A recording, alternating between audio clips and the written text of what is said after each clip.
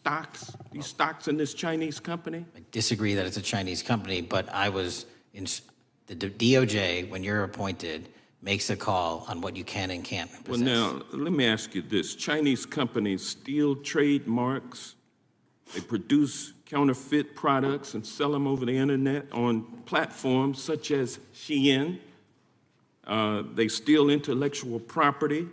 They steal data from American companies. And to me, it seems inconsistent with your role as FBI Director that you would own stock in a company that is based in a country that is the nation's premier national security threat. It's like you are putting your own financial security over the security of the nation. I disagree with that characterization. Well, I think the American people look at it like it's a classic situation of the fox guarding the hen house. If the FBI is charged with investigating espionage, economic espionage by companies controlled by the Chinese Communist Party, and you are the director of the FBI, you've got a conflict of interest. Sir, I would just show if there's any intimation that I'm against. Why are you holding on to this stock? It wasn't a decision I made. And it's valued at up to $5 million as of when you last reported, correct? $5 million in stock? No, I don't follow it. You don't follow it, but you're still making money off of it. I don't have any money off of anything. Well, what I have done... Trump's trade policies directly impact the value of that Chinese stock. Won't you agree with that? Which trade policy? I'm not a trade expert. Okay, all right. But I want to tell you this. Crazy on me today. Let me ask you this question. Why are you hiding pedophiles? Why are you shielding pedophiles? Why are you protecting pedophiles? That is maybe the most offensive thing you could say to me, given the numbers. Well, you have not released given the numbers files of pedophiles. You are aware of the Epstein client list that was published in the 18,000. The gentleman has expired. The gentleman yields back. Can he answer the question? Can I just respond? Of course, the gentleman can answer the question. Since I took over the FBI, there has been a 33% increase. Sir, all of that started under Christopher Your Wray. time is done, but no, it didn't. The witness gets to answer the question, and then we'll go to our next FBI director, sir. And you're coming in here trying to take credit for something that a previous director instituted and largely brought to conclusion. I take no I think it's credit. been clear that the director has numbers are so much better than the previous director. It's Dr. deceptive. Patel, if you want to answer the question. I take no credit. The men and women of the FBI have seen a 33% increase in the number of counterintelligence arrests out of the PRC. And so all of a sudden, when you coming in 7 months ago, gentlemen, his time has expired. And on the pedophile accusation, go for that. we have arrested 1,500 child predators in the last 7 months. Under investigations initiated by the prior directorship. Appreciate the director's good work, and we really appreciate that the time of the gentleman has expired. We now go to the gentleman from Texas. I thank the chairman. Thank the FBI director for coming before the committee. I assume the FBI director, Mr.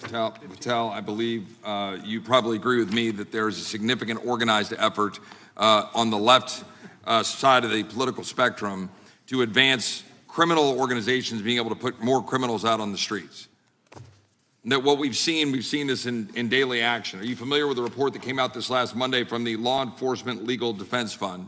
I'm not familiar with that, sorry. So this report came out this past Monday, and it said that significant amount of the money flowing out of George Soros and other leftist organizations and funders has been funding DAs and prosecutors, and quote, many of these DAs had never managed an office, prosecuted a criminal case, developed organizational policies.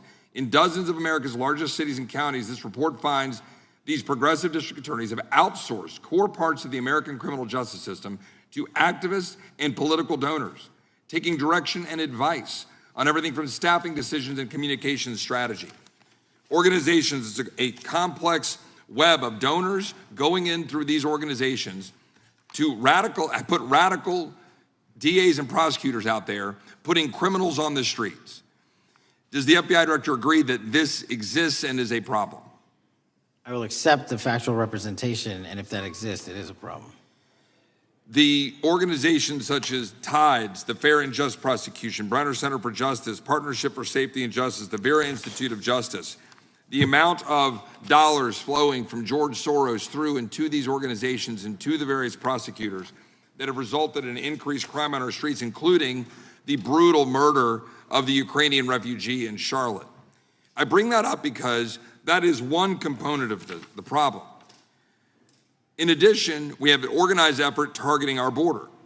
The NGOs, the nonprofits and the deep pockets, the United Nations, charitable organizations, and a long list of over 250 organizations that the Center for Immigration Studies put out that lays out a complex web of organizations that were moving people into our country, knowing that they're dangerous, knowing that they're criminal, associated with taxpayer dollars flowing through the United Nations and donor dollars flowing through organizations, including ostensibly religious ones, putting these dangerous individuals on the street that resulted in fentanyl in our communities, that resulted in the death of Jocelyn Nungare, of hundreds, thousands even, as the director testified, 100,000 people dying from these narcotics every year. All of this in an organized effort, a complete effort by the radical left to use taxpayer dollars and these dollars to put people on our streets. In addition, the extent to which we've seen now with the Southern Poverty Law Center and their hate map targeting, for example, the Family Research Council, where we had a shooting right here in DC over a decade ago, putting Charlie Kirk, putting a target on TPUSA, Antifa, other radical organizations that are very specifically organized in targeting conservatives and ordinary Americans. Well, how about the organized effort to infiltrate our schools and advance a transgender agenda and advance a radical agenda, perhaps one that we will see exposed further in the individual that actually shot Charlie Kirk. So here's my question. Will you as the director, and are you as the director, pursuing all legal channels to follow the truth wherever it may lead on this organized effort, one? And two, do you agree that Congress should take all action necessary to expose this web of dollars that are flowing to undermine our way of life? I got another minute in my time that I'd like to hear from you on this topic broadly. I'll keep it short. Investigatively speaking, we are doing the following. We are following the money. We are following the money in every organization and every person that is violating the federal code. And it doesn't matter what your background or ideology is, we are following the money. We are using legal process to following that money, issuing subpoenas to follow that money, using grand juries to follow that money. And when we have results to recommend for prosecution to the Department of Justice, we will do that. And we will continue to publicize documents through Congress, yes, when we make these findings. Mr. Chairman, I'd like unanimous consent to insert the record outsourcing justice by the Law Enforcement Legal Defense Fund that I alluded to before. I would ask unanimous consent to add a 2024 list provided by the Center for Immigration Studies on these United Nations and other affiliated groups that are responsible, over 250 of them, for moving individuals into our country in a coordinated effort. I would like a unanimous consent to insert a letter that I sent that currently has 33 members of the United States House of Representatives have signed on it, calling for a special select committee to pursue the organized effort from the radical left to target our way of life and undermine our security by putting criminals on the street and having our borders being wide open and putting us in danger. Without objection. With that, I would yield back. Without objection. Gentleman yields back. Mr. Chairman, I have a couple of unanimous Gentleman's recognized. One is a letter from Senator Tom Cotton, dated last year, urging the U.S. to, quote, ensure that data from U.S. companies is not harvested by the Chinese Communist Party through the purchase of Xi'an software and technology. Without objection. And also a statement by Marco Rubio, then Senator Marco Rubio, which warned our UK allies about, quote, Xi'an's deep ties to the People's Republic of China. Without objection. Also,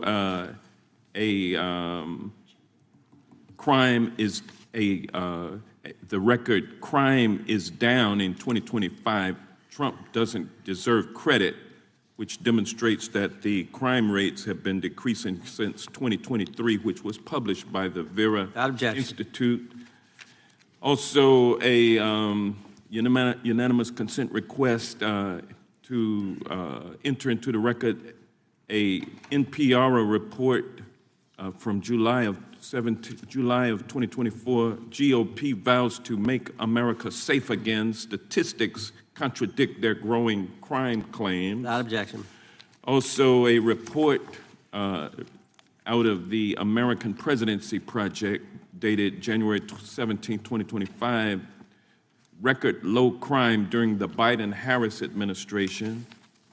Without objection. Also, Joe Biden is correct that violent crime is near a 50-year low, which was a PolitiFact publication of May 2024. And last but not least, a FBI releases 2024 reported crimes in the nation statistics. These are FBI statistics published on August 5th, 2025, which details decreases in murder, rape, aggravated assault, and robbery in 2024. Without objection. Gentleman from Kentucky is recognized for unanimous consent.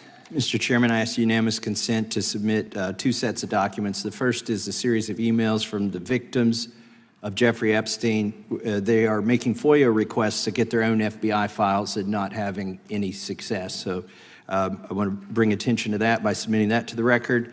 The second document that I want to submit to the record, for the record, I know we don't usually read these.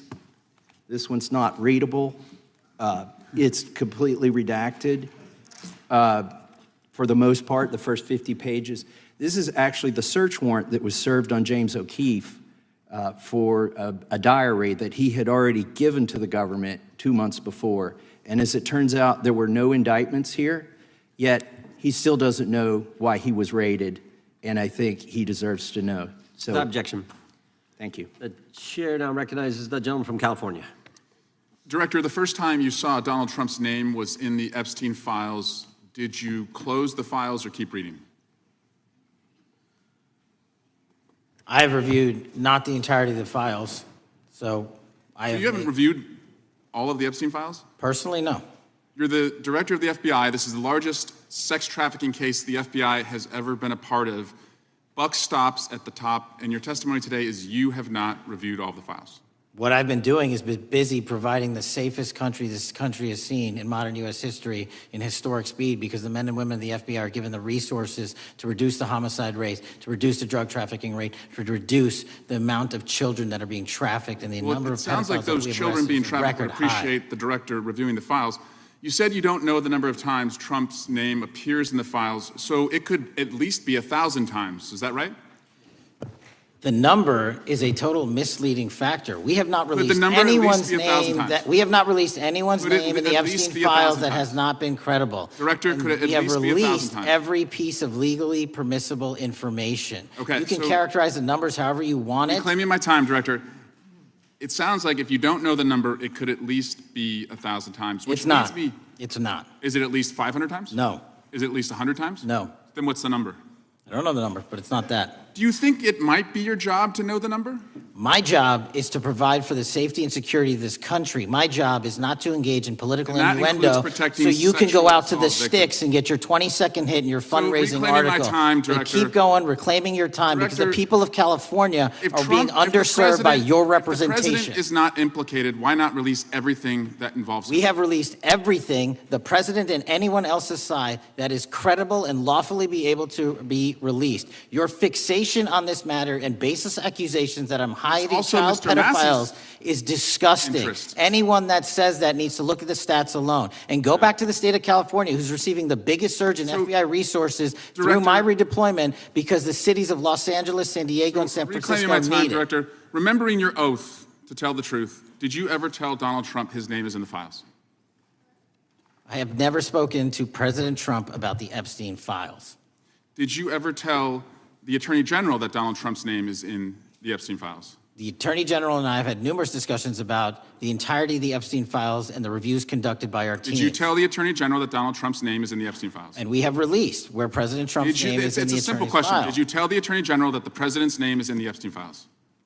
During many conversations that the Attorney General and I have had on the matter of Epstein, we have reviewed. The question is painstakingly simple. Who Did you can tell be- the Attorney General that Donald Trump's name is in the Epstein files? Yes or no? Why don't you try spelling it out if Yes you're or going to mock no, me? Director? Use the alphabet. Yes or no? No? A, B, C, Director, D, E, F? it Don't sounds wanna like do you it? don't want to tell us. Did you tell the Attorney General that Donald Trump's name was in the Epstein files? Why don't you try serving your Director, constituency did by you tell the focusing on Attorney reducing General violent that Donald crime in this Trump's country and the number of pedophiles that are Director, legally reclaiming my harbored in time, your Director. sanctuary cities in Director, California? reclaiming I'll my work with time. you on that. Do Regular you want order, to Mr. work with Chairman. us on that? Director, Time reclaiming my belongs to the time. gentleman from California. Did you tell the Attorney General that Donald Trump's name is in the Epstein files? Question Yes or no? has been asked and answered. You've not answered it, and we will take your evasiveness as a consciousness of guilt.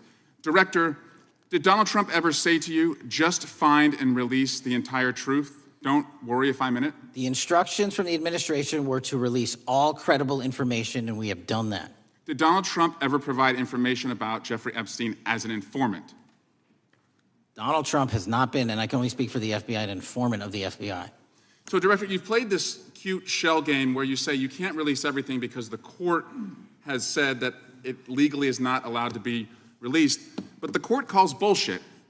Judge Richard Berman said that when you went to the court, quote, information contained in the Epstein grand jury transcripts pales in comparison to Epstein investigation information and materials in the hands of the Department of Justice. So let's move on, Director. You wrote a book called Government Gangsters. You identified 20 individuals in that book. You put me on that list at the top of the list. Thank you. My children find it flattering. 20 of those individuals have been investigated or have had adverse actions. Director, considering that you have identified these people as, quote, government gangsters, will you recuse yourself from making any investigation decisions about these individuals? Anyone that has been terminated at the FBI has been done so the because question they failed again. to meet the muster in Director, their constitutional I will obligation. work on the audio-visual capabilities. I'm of going to this room so borrow that you your can hear me. terminology and call I'm bullshit reclaiming my on your time. entire career in I'm Congress. reclaiming my It has time, been a Director. disgrace to the American Director, I'm people. reclaiming my You time. can Will reclaim your you time all recuse you yourself? want. Mr. Chairman, you're going to Try and allow a protect witness the to citizens speak, of Mr. California. Swag? Mr. Chairman, would you give... recuse yourself, Director? The gentleman has no time. Mr. to Chairman, make would you comments. admonish the witness not to insult members? The gentleman has no time. Mr. Chairman, the just committee will remember. Quick point of order. Could the gentleman be extended an additional 20 seconds to complete his thoughts since the witness decided to interrupt him And continuously? then the witness will be able to respond if he wants. We'll make sure Thank he has you. time to do that. My question Gentleman, is, continue. will you, Director, recuse yourself, yes or no, from investigating or making decisions about the 60 individuals, including myself, that you identified as government gangsters? Yes or no? Time of the gentleman has expired. The witness may respond if he would like. And the answer was no, as I heard. Correct. Okay. The gentleman from Wisconsin, the gentleman yields back. The gentleman from Wisconsin is recognized for 5 minutes. Thank you, Chairman. Thank you, Director Patel, for being here today. I wanted to talk a little bit about the assassination of Charlie Kirk and the FBI's subsequent investigation. I know it's really sensitive, and you know, you can make the call as to whether or not, obviously, it's something that you can respond to, but I think it's still fresh on many people's minds. I want to congratulate you and Utah law enforcement for the work you did in identifying the suspect and apprehending him. According to public reports, and I think this is what maybe it's, I still have questions about, and maybe the public does. According to public reports, the alleged shooter arrives on the Utah Valley University campus nearly 4 hours before the shooting. Was that your understanding? Is that kind of... I'll let the public reports reflect themselves. I don't have the exact timeline. Okay. So we don't have any idea kind of his prep or how he set up or how he utilized that time when he first showed up on campus? All of those are being currently investigated through our cell phone analysis and through our witness interviews. And the state of Utah has now announced charges seeking the death penalty against this suspect. So we're a little limited in what we can continue to say. Sure, I understand. And that suspect, like you referred to, is then captured on security footage jumping off the roof of the alleged shooting location, the Losey Center. do we have any idea how the suspect got up on the roof in the first place? I think for members of Congress, especially after Butler in Pennsylvania, it's just unimaginable that there could be some type of security breakdown prior to an event of that size where somebody could access a rooftop. So not commenting on the case, but having gone to the crime scene and walked the steps that we believe were taken, the roof was actually readily accessible through an exterior stairwell, so anyone could have gotten on it. Okay, okay. The suspect flees on foot to kind of this wooded area where he drops the rifle, wraps it in a towel, and then proceeds to his staged vehicle and basically drives home. So do we have any idea what the towel was about? Was it used later to identify a place where the firearm was left, or do we? What we can tell you is the towel, there was a screwdriver found on the rooftop, which DNA was collected off of, and the towel was found wrapped around the firearm in question in a wooded area next to the campus. All have been processed for DNA. And then, according to the suspect's roommate, there were allegedly messages on instant messaging platforms, specifically Discord, suggesting the towel may have been used to identify that weapon's location. So the public reports have suggested that the shooter acted alone. Do we still believe that that's true? Do we have any idea as to whether or not those Discord messages led us to believe that the shooter may have had help in any way or assistance? I can only speak to the FBI's investigation, and our investigation is ongoing, and we are interviewing any of those individuals involved in that chat and other individuals in the area. Very good. And so my suggestion, if there are accomplices, I'm sure this is something that the FBI is going to continue to investigate fully and thoroughly into the future. Yes, sir. The reason I ask that is because I don't know that that was necessarily the case with Butler, Pennsylvania. So thank you so much for your persistence kind of in this matter. There's still a lot of public questions that need to be asked. Let me shift to another topic very quickly. On July 31st, 2025, the DOJ and the CIA declassified the annex to Special Counsel John Durham's 2023 report on Operation Crossfire Hurricane. The 29-page Durham Annex contains previously classified information about, among other things, the investigative referral of the Clinton campaign plan.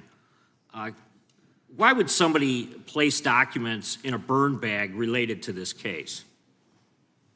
That case is very much ongoing, so I can't comment on the stylization of the evidence we're collecting. Can you comment at all on the Durham Annex as I described it? The Durham Annex, which has been publicly released thanks to the FBI's commitment to transparency, is one of the documents that's being utilized. And in general terms, speaking for burn bags, sir, a burn bag is what you use to put classified documents into generally, because that is literally how you destroy them. So it appears that efforts were made by the Clinton campaign to reach out to the FBI agents or the Clinton sympathizers in the intelligence community in order to lead more credibility to the Clinton campaign plan. Do you think that's an accurate characterization? Again, I'm not going to characterize that material because it's part of an ongoing investigation. Thanks for being here today. I yield back. Gentleman yields back. Gentleman from California is recognized. Thank you, Director Patel, for being here today. The FBI searched Jeffrey Epstein's Manhattan residence, correct?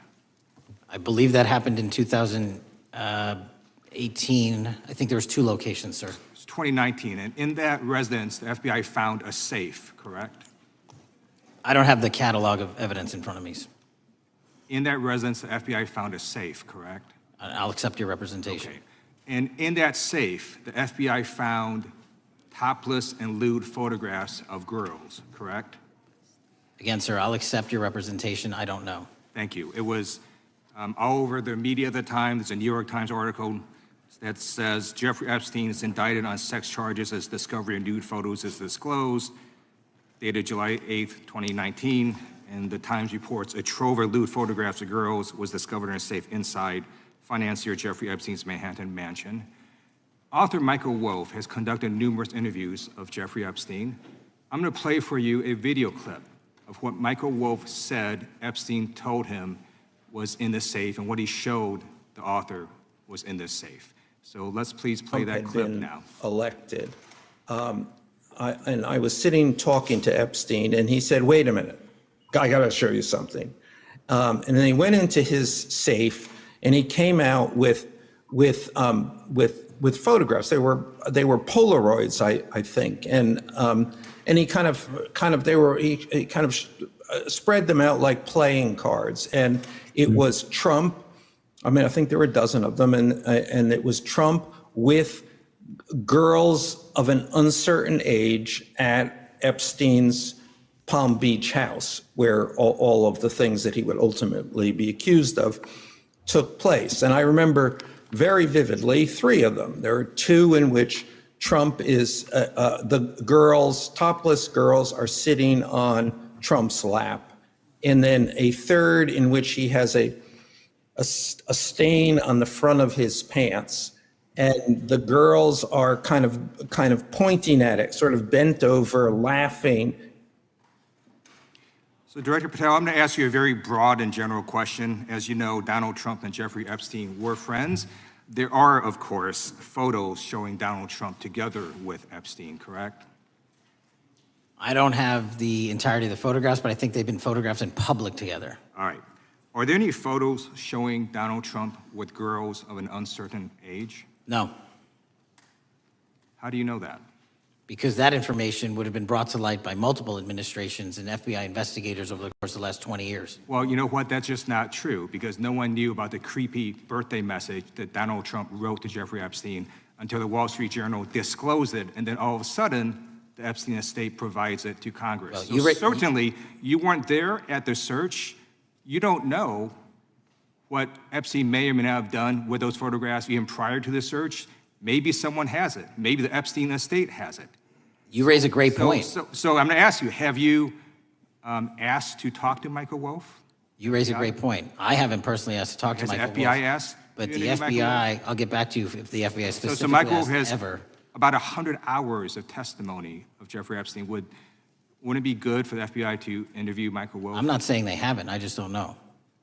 Has FBI subpoenaed the tapes that Michael Wolff has conducted of Jeffrey Epstein? I don't know. All right. So if you could provide us an answer, that would be terrific.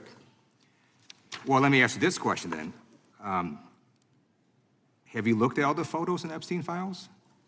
I have looked at all the information that the investigators who investigated this case have provided to run out credible leads. And in the Epstein files, was there that creepy birthday message that Donald Trump had written to Epstein? No, that's what I was trying to tell you. You raise a great point. The estate of Jeffrey Epstein has a voluminous amount of information that they have not released before.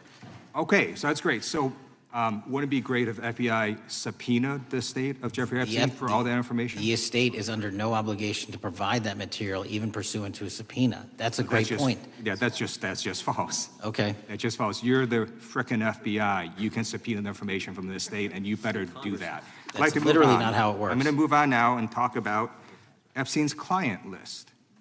You confirmed that it exists. Attorney General Pam Bondi confirmed earlier this year that it exists. So I just want to ask you a simple question. Is Prince Andrew on Epstein's client list? The material related to Prince Andrew has been made public. Is Prince Andrew on the client list? We have released the index of names that were in Jeffrey Epstein's. Is Donald Trump on Epstein's client list? The index has been released, and the index will speak for itself. So I'm just going to say, America, there's a huge red flag. The FBI director could not answer whether Donald Trump was on Epstein's Gentleman's time has list. expired. I Now recognizes the gentleman from Virginia. Thank you, Mr. Chairman. I want to thank the director for being here and for his work over the last several months, removing the taint of partisanship that has infected the intelligence community over the past several years under the last administration, under the last several directors, standing up for law enforcement, standing up for the brave men and women who work in your agency. But to set the record straight, you know, we have to correct the record. And the record, early days of the first Trump administration saw a dramatic spike in news stories that contained sensitive and sometimes classified details about the FBI's bogus Russia probe, about a leak a day. It's unacceptable that senior FBI officials coordinated to leak classified information to try and harm President Trump. Documents produced to the committee in August of this year revealed that the FBI interviewed a former Intelligence Committee staffer who gave details on a systematic process through which leaks of classified information were affected by then Chairman, now Senator Adam Schiff. Were these findings escalated within the Bureau's chain of command, and if so, to what level? Sorry, were the findings escalated? Were these findings that were given to us escalated within the Bureau's chain of command, and if so, what level? Did you receive this information? That entire matter is currently under investigation by the people at the FBI that handle leaks of classified information. All right, it's good to know that there is an ongoing investigation.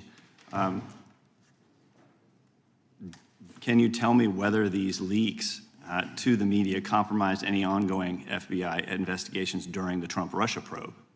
I can tell you, generally speaking, the leaks of classified information are detrimental to any work the FBI is doing.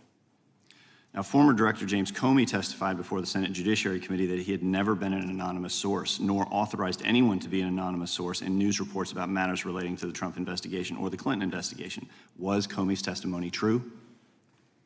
In reference to Director Comey, I'm very limited in what I can say because of what the current status of those matters are with the FBI and the Department of Justice. When I am able to make those public, I will. Can you tell me if there's an ongoing investigation there? Again, without identifying any individuals related to the information you're generally speaking about, there is an ongoing matter that has been under review by the Department and the FBI for some time. Because we know that the documents that we received last month revealed that former Director Comey used Columbia University law professor as a conduit to leak stories to the media that contained classified information. Let me move on to the way that the FISA process was weaponized by past directors. Prior to your confirmation, you raised concerns about government misuse of FISA, including Section 702, stating that FISA was in need of major reform. Specifically, you highlighted that the Fisk report that the FBI had conducted 278,000 improper searches of the FISA database. Do you remain concerned about governmental abuse of FISA in Section 702? I'm always concerned, but what we've done since I became FBI director is implement new audit systems. We are nearing 100% review of the 702 query system that you are specifically referring to, and we've also eliminated anyone that has ever touched that database that has in any way made a mistake, whether intentional or not. And we have also identified a system in which those going forward who misuse the 702 system, they don't get 2 strikes. They get 1 and you're done. Okay, I'm glad you mentioned you're continuing to audit because, as you know, in May, the New York Times reported you closed the FBI's Office of Internal Auditing. Can you explain why you decided to close this office? Yeah, because under the new restructuring of the FBI, to save resources, there were 2 different places doing the exact same thing. We have a specific division dedicated to audits. I didn't need another audit system doing the audits again. And so we folded some of those folks with their expertise into our specific division and then took the rest of those folks and are moving them out across the country. Under previous FBI leadership, FBI agents were found to have lied to the Fisk. There have been hundreds of thousands of violations of the querying standards. In light of past violations, what action is the FBI taking to ensure that similar abuses do not occur in the future? Exactly what I've outlined. You cannot have access to the 702 query system if you improperly queried that system at all at any time in your career. Okay, at a Senate hearing 2 years ago, your predecessor, Director Wray, testified FBI had previously purchased U.S. phone geolocation data for a specific national security pilot project and further stated that the project had not been active for some time and that the FBI relies on court-authorized process to obtain location data from companies. Does the FBI purchase location data or any other data of Americans from data brokers? I don't believe so, but I'll get back to you. Thank you, that'd be important. I appreciate that. I yield back. Gentleman yields back. Gentleman from Washington's recognized. Thank you, Mr. Chairman. Mr. Patel, before you joined the FBI, you had very strong opinions about what the FBI was hiding regarding Jeffrey Epstein. In a September 2023 interview with Glenn Beck, you said the Black Book is under the, quote, direct control of the director of the FBI. In December 2023, you said, let us know who the pedophiles are. Even for a short time after becoming FBI director, in February of 2025, you tweeted, quote, there will be no cover-ups, no missing documents, no stone left unturned. In June, you told Joe Rogan, quote, we've reviewed all the information, we're gonna give you every single thing we have and can. But then suddenly in July, everything changed. You and Attorney General Pam Bondi released one video and said that there was nothing more to see. Your July memo says you uncovered more than 300 gigabytes of data and physical evidence, but that you had decided no further disclosure would be appropriate or warranted. That is a quote. I think what happened, Mr. Patel, is that suddenly you discovered that Donald Trump's name was all over these files, and you started a giant cover-up. So you are under oath, Mr. Patel. You just testified to Mr. Swalwell that you did not speak to the president about the Epstein files. To your knowledge, did Attorney General Pam Bondi speak to the president about what was in the Epstein files? I can't speak for Attorney General Pam Bondi. So to your knowledge, you don't have any information. The question was, do you have any knowledge?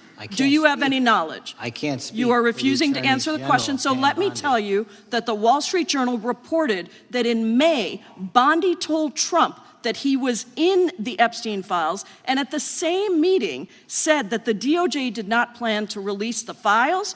Yesterday, you testified to Senator Kennedy that there was, quote, no credible information that Epstein trafficked girls to anyone else, and that you have, quote, continuously and publicly asked the public to come forward with more information, and we'll look into it. Today, in response to Mr. Massey's question, you appear to say that the survivors were not credible. These are survivors. That's not at all what I said. Okay, great. I'm going to ask you this in a second, but let me tell you about the survivors, and let's bring them up here into the room. These are women who came to the Hill and testified that they were groomed and raped at the age of 14 and 16 years old, and they called to meet with the president and to meet with the FBI and to have people investigate their claims. Some of them have never testified before. If you are so interested in getting the public to submit any information, why have you not met with them? You said you haven't met with them. Have you met with them? I'll give you one more chance. My job as the FBI director is to invite Is the all answer yes or no leads. to whether or not you met with these women who were sexually abused and raped? Any insinuation by you or any people on your side that I am not manhunting child predators and sex traffickers, just look at the stats. Patel, and you talk about cover-ups, man. Mr. Chairman, you talk about cover-ups. And I will take as much time as I Where want. were you during the Obama and Biden Mr. administrations Chairman. when these so-called cover-ups were going on? Why didn't anyone in those administrations talk to any of these purported witnesses? I have some regular order, every single person to provide credible information. Time belongs to the gentlelady from Washington. And I'm going to take another When you couple accuse of the minutes. witness of something, he's allowed to respond. That's how it works. You say Listen, something, he didn't even, excuse me, Mr. Chairman, you have always been fair, but this is not fair. And you will get no, this is my time, and he said that the witnesses were not credible. Seconds of time. I'm going to get an additional minute of time because that's how much time he took. You won't get a minute. You'll get some seconds. What we think is under 5 minutes. You don't get to demand how much time you get. That's not how it works. Mr. Patel, are the victims of the Jeffrey Epstein horrific trafficking ring, are they credible? Any person with information about ongoing sexual trafficking. I'm asking you if they're credible. Ma'am, I'm commenting on the evidence we have. But we have routinely asked for people to come forward with more evidence, and we will look at it. And the evidence that we have was the same evidence that the Biden and Obama Justice Departments had. And they determined, not me, they determined that information was not credible. Chairman, he's not letting me even ask my questions. You ask the questions, he gives an answer. You may not like what he says, but that doesn't mean you get to interrupt him. He's not answering my question. Mr. Chairman, could we restore the gentlelady 45 seconds so she can complete her question? We will give her additional 30 seconds, which is what I said earlier. I'm going to keep taking my time because you'll take the time that you get. You are not answering the question. The question is, you just don't like the answer. Are these women credible? It's a yes or no answer. I have answered the question. Well, what is the answer? I keep telling you, I'm the only FBI director that has welcomed new information in this case. This administration is the only one that has welcomed any new information in this case. Is there a yes or no to present whether the new victims credible are information. credible? present new information. Are the victims credible or not? I'll tell you what happened in the last Trump administration. Are they credible or not? You can't even Victims credibly came forward, and you know what happened? President Trump authorized the indictments of Jeffrey Epstein, called them not Biden, a hoax. not Obama, President Trump no one else. called the entire thing a Democratic hoax. So I would like to ask you, the gentlelady's time has expired. I gave her the additional 45 seconds she requested. The gentlelady yields back. The gentleman from New Jersey is recognized for his 5 minutes. If you would meet with the women who were sexually abused and raped and groomed at the ages of 14 and 16 years old. Are you going to cover up? Are you going to continue to cover up for the rich and powerful men, including those that might be on this committee? I can yell too, Mr. Chairman, but I don't want to yell above this. The time belongs to the gentleman from New Jersey. I appreciate the gentlelady yielding back. Are you going to allow them to testify, Mr. Patel? Go ahead. Will you allow them to testify to you, Mr. Patel? Mr. Patel, thank you for being here. I know it's been an interesting and difficult 2 days. And I wasn't going to talk about the Epstein thing because there's a lot of other issues that affect the FBI, but I have to say a few words.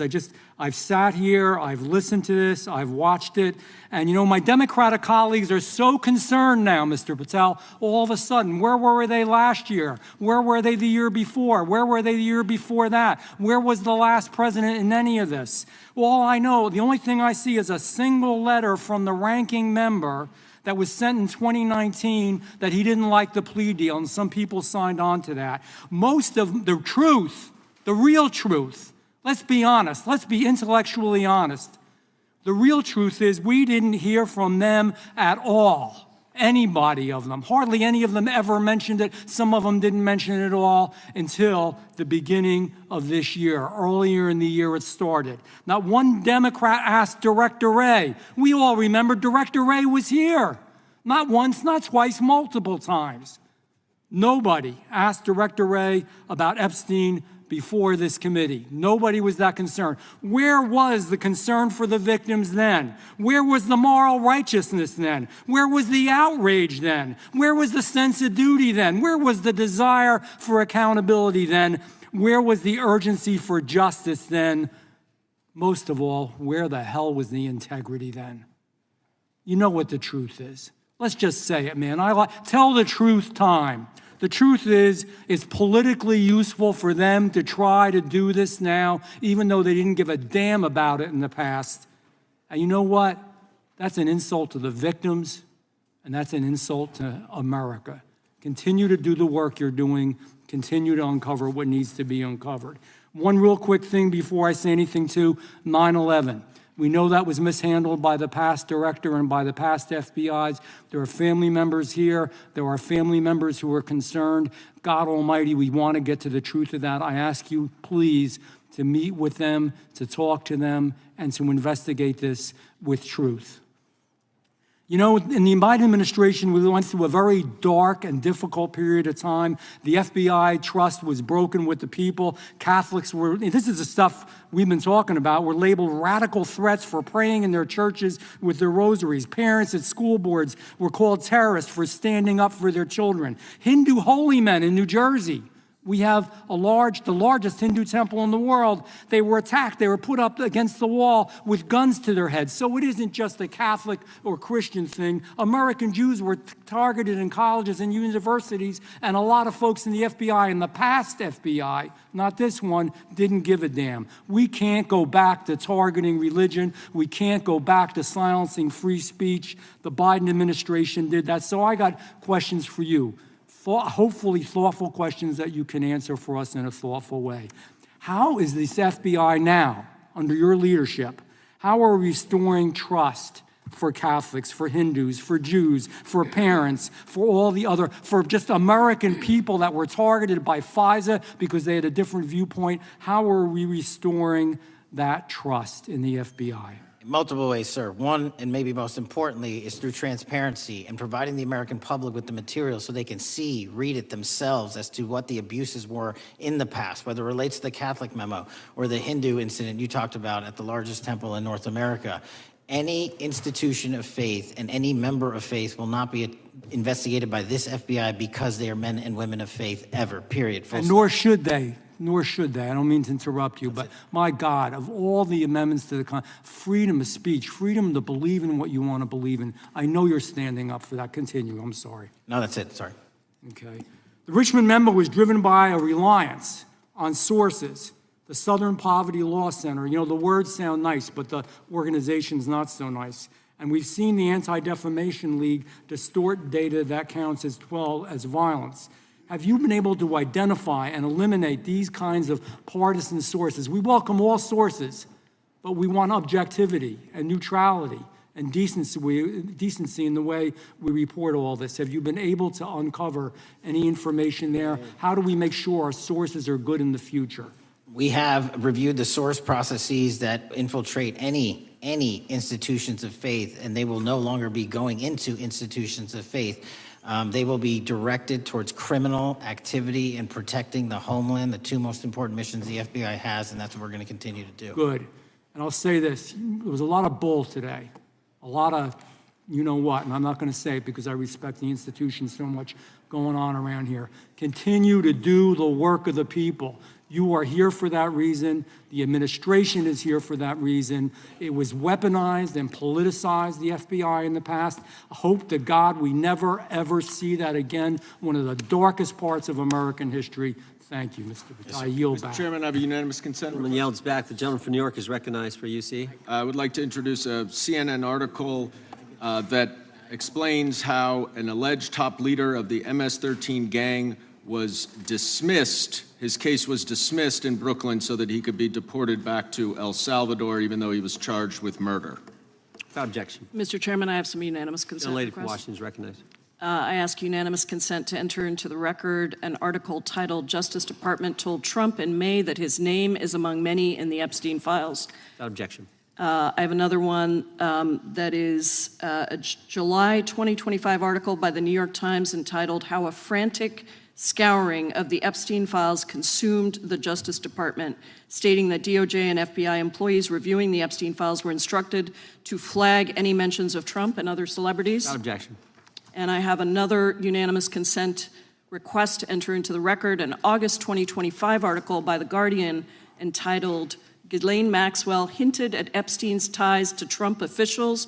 Why Wasn't She Pressed for Names?" stating that Maxwell told Deputy U.S. Attorney Todd Blanche that some of the, quote, cast of characters around Epstein are in Trump's cabinet. Without objection. Chair now recognizes the gentlelady from Pennsylvania. Thank you, Mr. Chairman, and thank you, Mr. Patel, for coming before us to testify today. I am concerned by your repeated claims that you're not able to disclose anything further about the Epstein investigation and files, and that there's no evidence of a broader conspiracy or other people who should be charged, because the American people aren't buying that you've been transparent or that there's nothing further to be seen. In your exchange with my colleague, Mr. Roy, you reiterated something that I heard you say yesterday in your Senate testimony, and that is, under your direction, the FBI will always follow the money. Is that right? The money, did you say? Yes. Yes, you said you'll follow the money. That's great. And just now you said you welcome the opportunity to investigate new evidence. So there has been significant recent reporting just in the last couple of weeks that after Jeffrey Epstein was arrested, 4 major banks flagged more than $1.5 billion in suspicious transactions connected to him that suggested a massive conspiracy related to his child sex trafficking activities. Director Patel, has the FBI reviewed the $1.5 billion in suspicious bank transactions flagged to the government relating to Epstein and his co-conspirators? I know the FBI has reviewed numerous SARs. I don't know the totality of that number. Okay, can you provide us with that number? I'll get back to you. Okay. And have you initiated any new investigation of those bank transactions since, say, September 8th, when the new reporting came out? I'll check with the Treasury Department because they're the lead on that. Okay, so Director Patel, how many individuals or entities has the FBI interviewed, subpoenaed, or compelled to testify? Can you give us those numbers with respect to these bank transactions? Not off the top of my head. I'll have to work with Treasury. Okay. we're concerned, you see, because you say you're going after child predators, but We are. obviously this is how you follow the money, is if you follow the bank transactions that apparently enabled the child sex trafficking. Would you agree? It's one of the valuable investigative tools is to follow the money. Okay. Have Jeffrey Epstein's victims have asked us to ask you whether or not you've investigated Epstein's lawyers, the lawyers who facilitated those payments. Have you subpoenaed or questioned any of those lawyers? So in 2018 and 19, what I recollect is many, if not every one of those lawyers was part of the investigation. But you weren't there at that time, I wasn't right? there. Okay. So can you get us the names and the numbers of who was investigated then with respect to those lawyers? As long as I'm allowed to release it, absolutely. Okay. Well, if we provide you with subpoenas, I assume you can release it. Is that right? We have a current subpoena and we're working with Congress to provide it. Okay. You've said that the Acosta investigation had an original sin. Mm-hmm. What do you mean by that? Basically, if you're looking at an actual pedophile ring, what you should not do is limit the time frame in which you're legally able to collect information. So search warrants that Mr. Acosta utilized in 2006 and 7 leading to the 2008 plea agreement had a very specific narrow window of years, I think 3 or 4 years. And so information pursuant to legal process wasn't collected for 10 years or 15 years or 20 years. It also, subpoenas were not sent out to hundreds of witnesses at the time, hundreds of victims at the time. None of that was done. None of these people were put in grand juries. And so the totality of information from the jump, instead of being this big, was like this. And that, in my opinion, is not how you run an investigation if you're trying to break a sex trafficking ring. So you're now in charge of the FBI. Why haven't you done that investigation?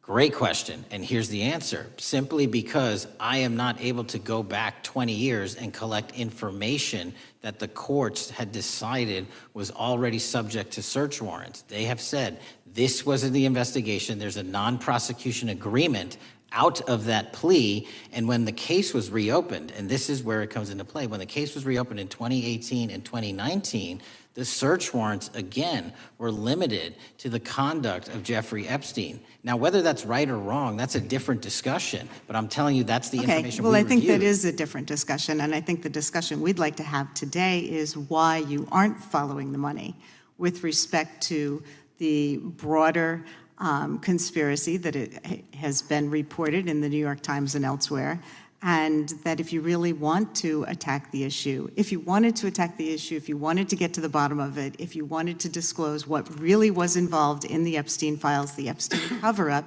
that you would be taking very different actions that you are today. I do want to seek unanimous consent to enter into the record the New York Times September 8th, 2025 article, How J.P. Morgan Enabled the Crimes of Jeffrey Epstein. Objection. And also an article dated July 17th, 2025, in the Epstein case, Follow the Money. Objection. Okay, thank you. Gentlelady yields back. Mr. Chairman. Gentleman from Maryland is recognized. Thank you much. Pursuant to Clause 2K6 of Rule 11, I move that the committee subpoena the CEOs of 4 banks, J.P. Morgan, that's Jamie Dimon, Bank of New York Mellon, Robin Vince, Bank of America, Brian Moynihan, and Deutsche Bank, Christian Sowing, in order to get the suspicious transaction reports. These 4 banks have flagged to the government $1.5 billion in suspicious transactions related to the sex trafficking crimes and conspiracy of Epstein, Maxwell, and all of their collaborators. And as you know, Mr. Chairman, we got the SARS reports for Hunter Biden totaling around $20 million. And so these $1.5 billion in SARS reports we should get, especially since the director doesn't seem to be forthcoming. And I request that we do this immediately. I think the director's been very forthcoming. We will hold any motion to subpoena in abeyance until the conclusion of the hearing. The chair now recognizes the gentleman from Texas. Thank you, Mr. Chairman. Thank you, Director Patel, for being here. It is quite clear that certain members of this committee, they want their 15 seconds on TV, stamping and coming. Maybe it's for fundraising. Maybe they're struggling in their district. They need a little bump. But they turn a committee into a clown show, and that's what we're seeing. You're being unjustly attacked today. I watched the Senate hearings yesterday. You were attacked there. We know there's an agenda. There's always an agenda. It's the same characters with the same personalities, the same objective, and that is destroy the mega movement. You're being attacked, Director, is because you're effective. You highlighted what you've been doing in D.C. with the president in reducing violent crime. You're very effective. Another individual that was very effective with meaningful debate and dialogue was Charlie Kirk. And they killed him for it. Charlie Kirk was a man of faith. First and foremost, he loved his Lord Jesus. He loved his family. Beautiful wife, beautiful children. Just a remarkable, honorable man that was silenced with this assassin's bullet. I would say if Charlie Kirk lived in the biblical times, he'd have been the 13th disciple. He'd have been the 13th disciple. We have a new committee, if you're not aware, a new select committee regarding January 6th. I'm honored to be on that committee. I'm looking forward to working with other members to expose truth, questioning federal agencies that were involved on January 6th, like the FBI, played a role, but we don't really know, Director, to what extent. We don't know. The January 6th sham committee was not formed by Nancy Pelosi to seek truth. It was nothing about getting to the truth about January 6th. Their sole mission was to damage Donald J. Trump and end his political career. And everybody knows it. That's what the purpose was. You know what's nice, so I kind of get to ask the question, though, how did that work out for you? Donald J. Trump is back in the White House, and America loves him.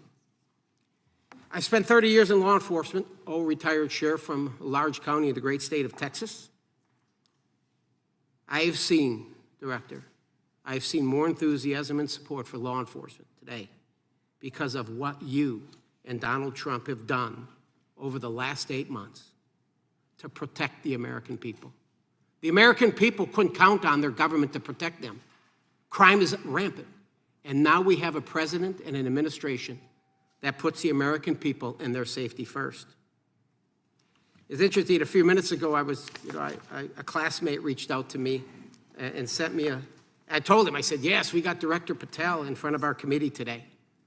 And Andy Kane wanted me to tell you, he said, quote, tell him we love him. Tell him we love him and all the brave warriors exposing the deep state. Kash, you're a great American, sir. You're a great American. Your work as the director of the FBI is commendable. It's commendable. And I want to thank you, sir. Thank you for your service. Keep up the good fight, brother. Don't let him tear you down. Keep up that good fight. You have it in you. With that, sir, I yield back. Gentleman yield to me.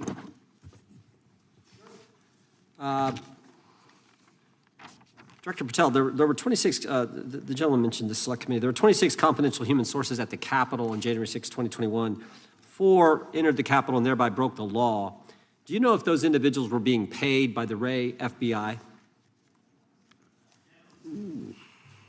So we've provided 600 pages of documents to this committee alone regarding January 6th. That's 600 pages more than any of my predecessors. Yep. Generally speaking, confidential human sources are always paid by the FBI. That's how it works. I can't speak to the specifics on each one and how much they make. And we appreciate it. We've reviewed some of that material, and you've given us a lot of material that we didn't get from Director Ray. That specific question, I think, is important to the American people.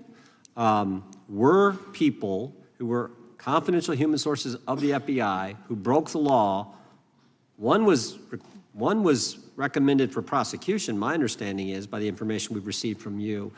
Were they actually paid by the very taxpayers who may have got charged with the same offense? I think that's important for us to understand. I'll get back to you on that. Thank you. Chair now recognizes the gentleman from California. Thank you, Mr. Chair. Welcome, Director Patel. I'm going to focus a little bit on domestic terrorism. We have a graph here, data up to 2021, but as you can tell, domestic terrorism is on the rise. Nation, our citizens under threat. We saw the assassination of Charlie Kirk. 2 assassination attempts on the president, school shooting, Minnesota last month, and closer to home, just a couple of days ago, Huntington Beach, peaceful vigil for Charlie Clark, infiltrated by neo-Nazis who essentially made the local individuals attending that event fear for their safety. All of us know that a lot of these domestic attacks are by lone wolves, but yet they do leave clues, social media or elsewhere. Director Patel, you're it. You're the thin blue line. The FBI, your job to protect our citizens back home from those that would harm us. You have to find the needle in the haystack. Takes a lot of work, a lot of resources. Talking to my local sheriff this morning who said they're concerned. Federal cuts to local grants that help them do the job. Then, of course, let's not forget about other threats that are coming before us, like high-tech fraud. Local senior recently was talking to me about a text she had gotten, a demand by the IRS to send a payment immediately, or the IRS agents were on their way to arrest this individual. Pretty gutsy stuff by folks probably from Europe, North Korea, Russia, China, people, okay, going after those precious savings our senior citizens rely on. Yet the president's proposing a budget cut of $500 million or more to your organization, the FBI. You've said that that'll essentially equate to about 1,300 less jobs at the FBI. So I'm going to ask you essentially, what is it that we can do to help you do your job? Little concerned. Friday Night Lights. One of the events I love to do on Friday nights, go to the local high school football game. Sit there at the stadium and you always say, what if? What if? You're the thin blue line. Can you do your job cutting $500 million from your budget? Thank you, sir. I think we are doing our job, and the distinction is with the budget that we have, we are flexing more resources to the field. California is receiving the largest FBI plus-up of any state in the union due to that plus-up. They're not getting a reduction. No state is getting a reduction. Every state is getting a plus-up. And so I'm utilizing the money that we have to first plus it up. And the empty vacancies that we have, those haven't been filled in years, not under my leadership. Here's my concern. You're going to do well. You're doing more with less, is what you're saying. Yet we're about to vote on a budget that has $88 million more to protect members of Congress, the executive branch, and the Supreme Court. There's a contradiction here. Back on Main Street, we're saying you can do more with less, you can protect them with less money, yet here in Washington, we're saying we need more money to protect members of Congress. It's a little contradiction here, or maybe, sir, you ought to talk to leadership about coming in with your management style to protect the Supreme Court, Congress, and the administration. Otherwise, it's essentially a hypocritical situation. We need more protection, yet folks on Main Street can do with less. My concern is folks on Main Street.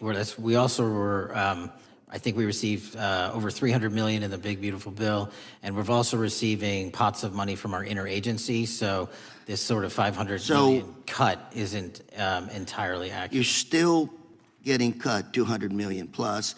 You're still moving your agents to do ICE work, so you are leaving a lot of bases uncovered.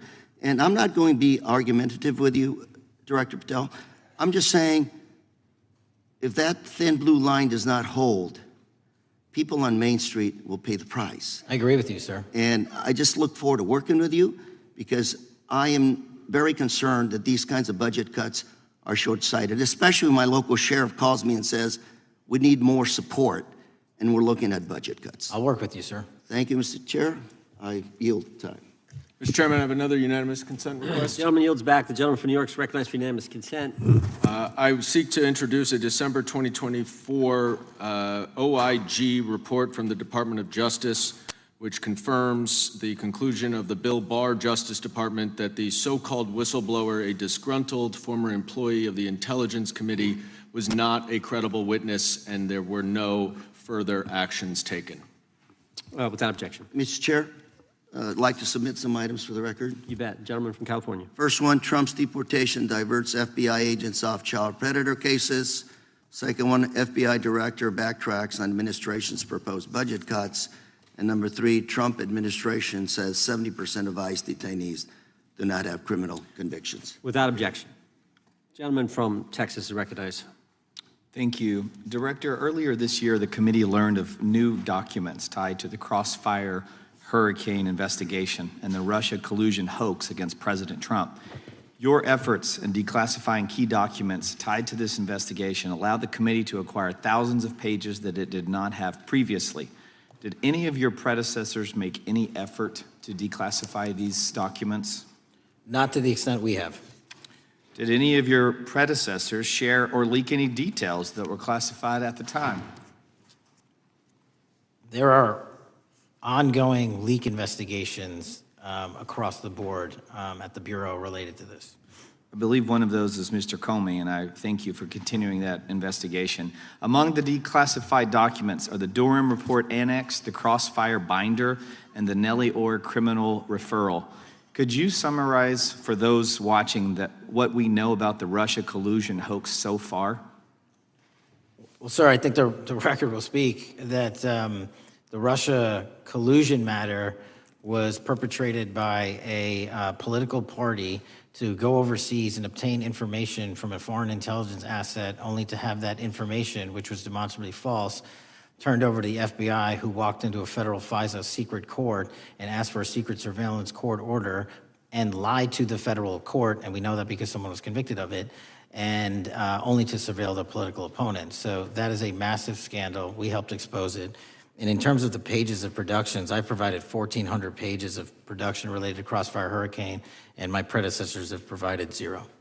I appreciate that, and I appreciate your courage and commitment to declassifying these important documents for our review, and hope that you'll continue with this commitment. Can we expect to see more declassification efforts regarding the Crossfire Hurricane and Russia collusion hoax? Yes. Thank you. I yield the remaining balance of my time to Chairman Jordan. Oh, I thank the gentleman for yielding. And Director, that's when it all started, right? The whole Russia, that's when it all began. And then it was Mueller, then it was impeachment, then it was Jack Smith and Fonnie Willis and Alvin Bragg and you name it. But it all started then. And that's why I think the gentleman from Texas wants to make sure we get all the information there. And I want to go back to when it was changed. We talked about this earlier. I just want to read to you what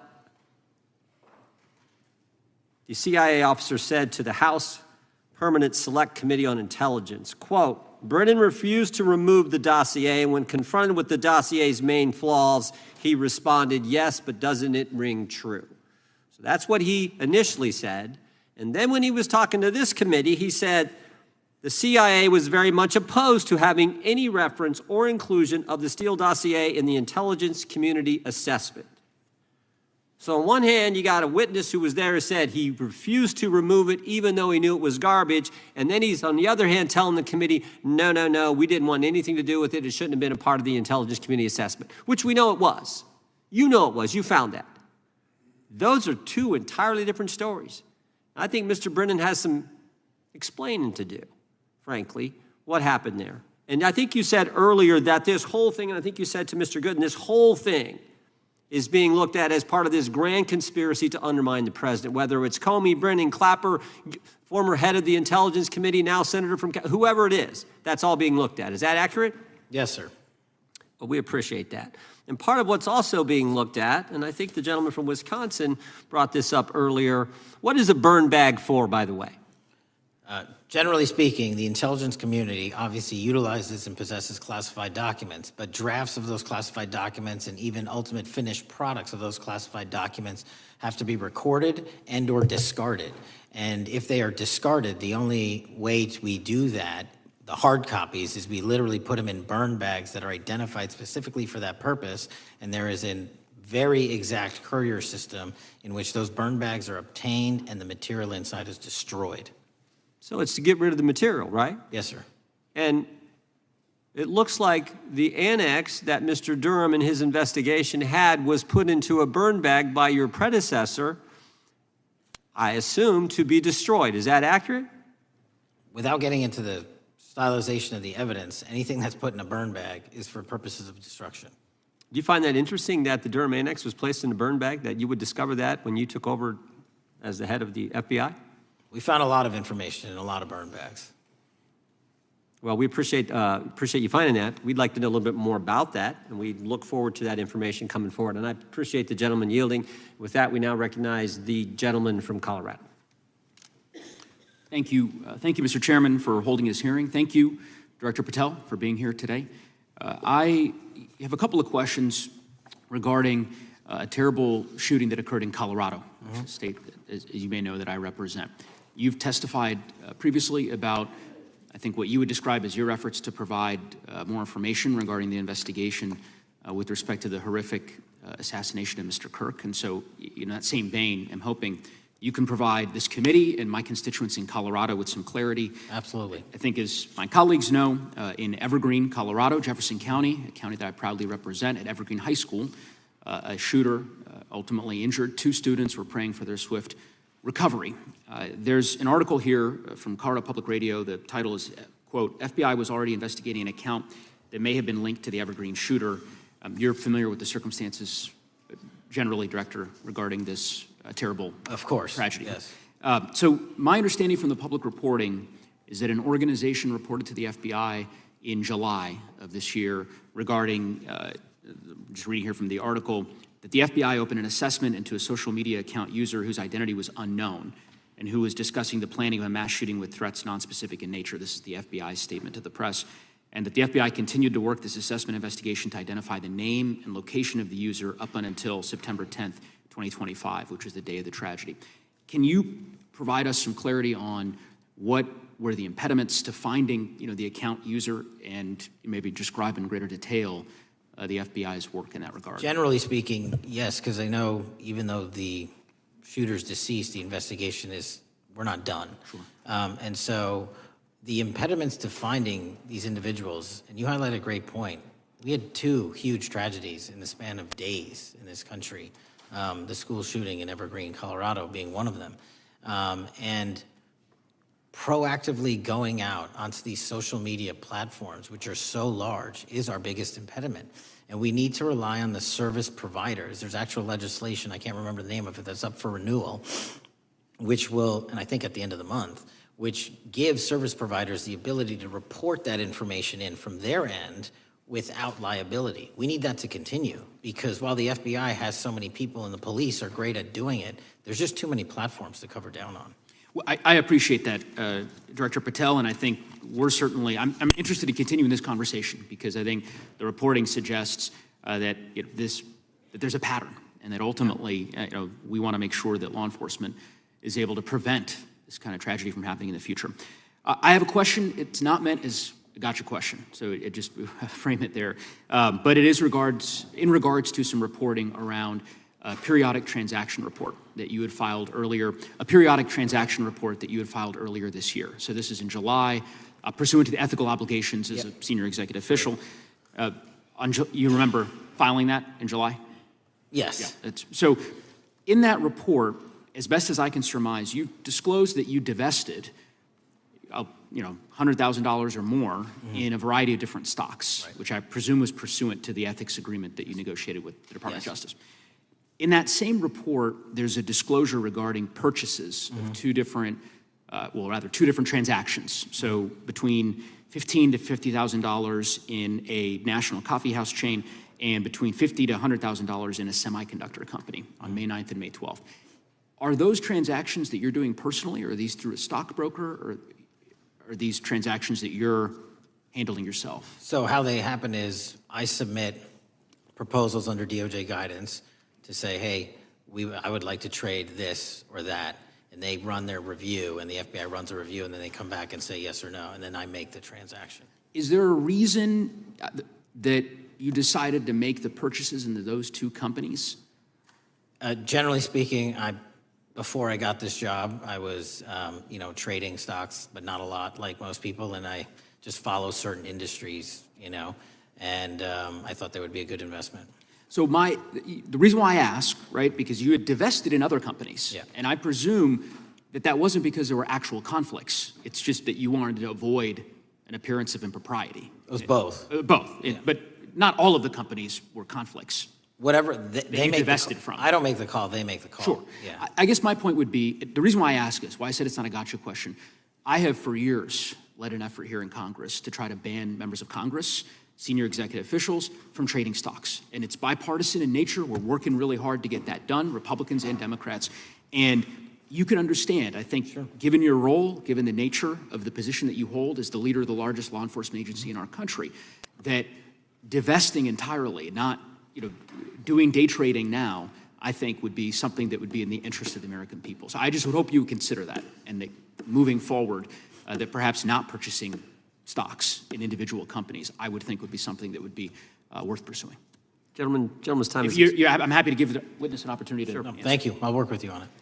Gentleman from Alabama is recognized. Thank you, Mr. Chairman. Thank you, Director Patel, for being here today. Newly declassified documents confirm that the intelligence community under President Barack Obama knowingly relied on unverified and fraudulent evidence to manufacture a false claim that Russia, in fact, meddled in the 2016 election. Is there more to be done to uncover the depths and origins of the Russian collusion hoax? There is, and we're doing it. Why should Americans still care about that, Director Patel? Everybody wants to talk about a weaponized bureaucracy.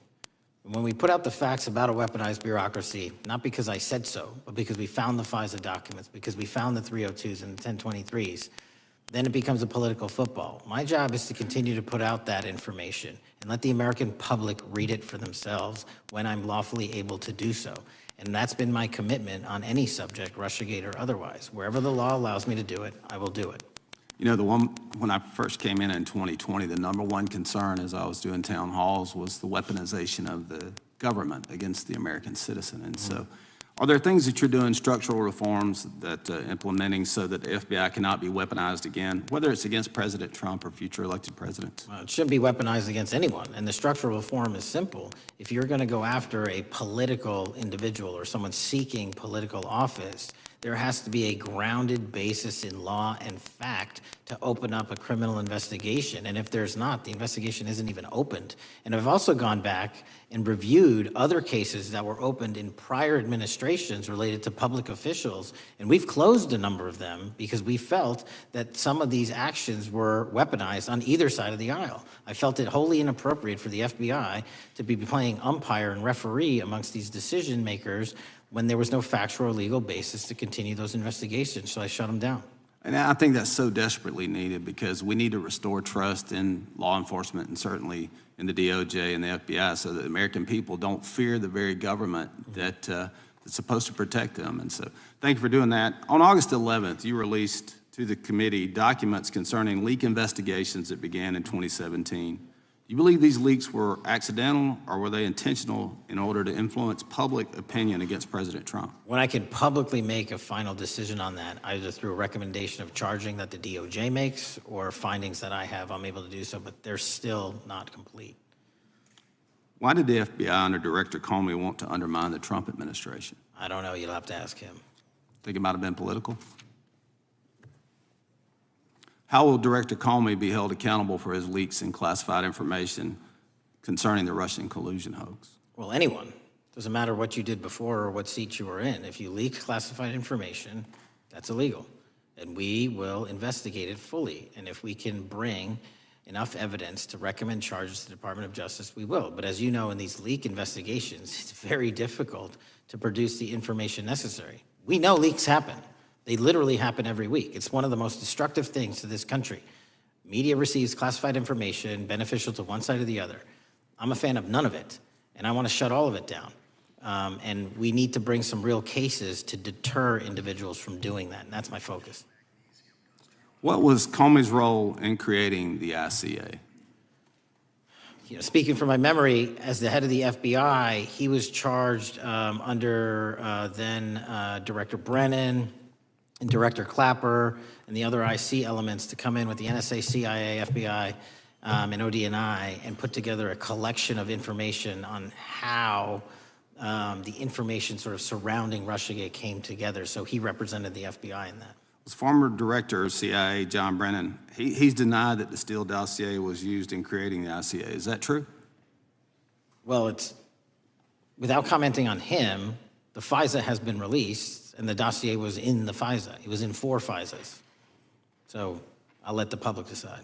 Well, former director Brennan actually denied repeatedly that he pushed for the Steele dossier to be included in the ICA. Is that true?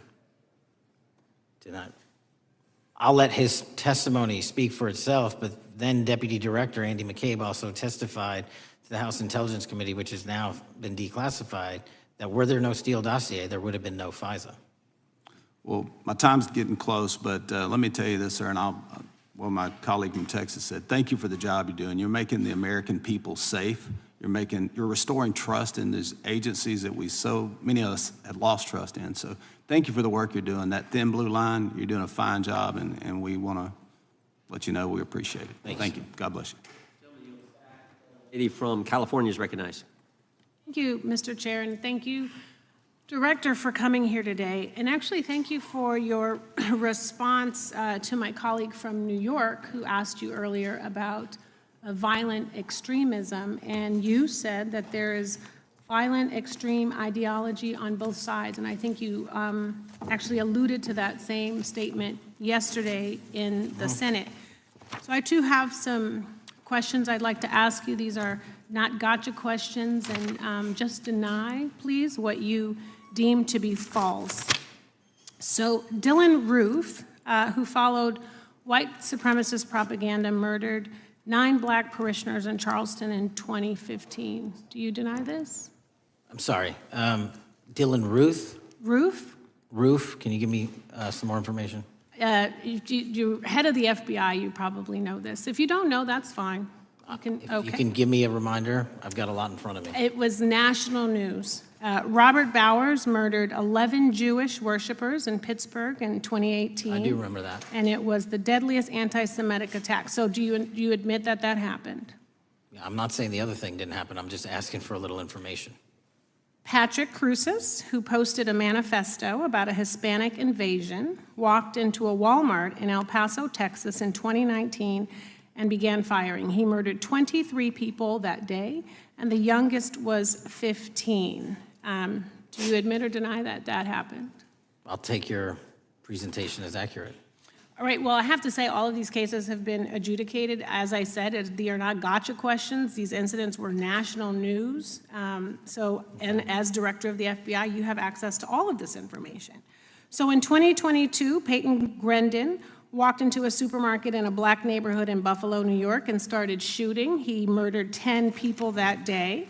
And on September 10th, your friend Charlie Kirk was assassinated. Tyler Robinson has been taken into custody and charged, but also on that day, Desmond Holley, a 16-year-old white male, shot and injured 2 students at a high school in Colorado before killing himself. And according to the Anti-Defamation League, he had a fascination with mass shootings and white supremacy. So do you admit to, deny these facts?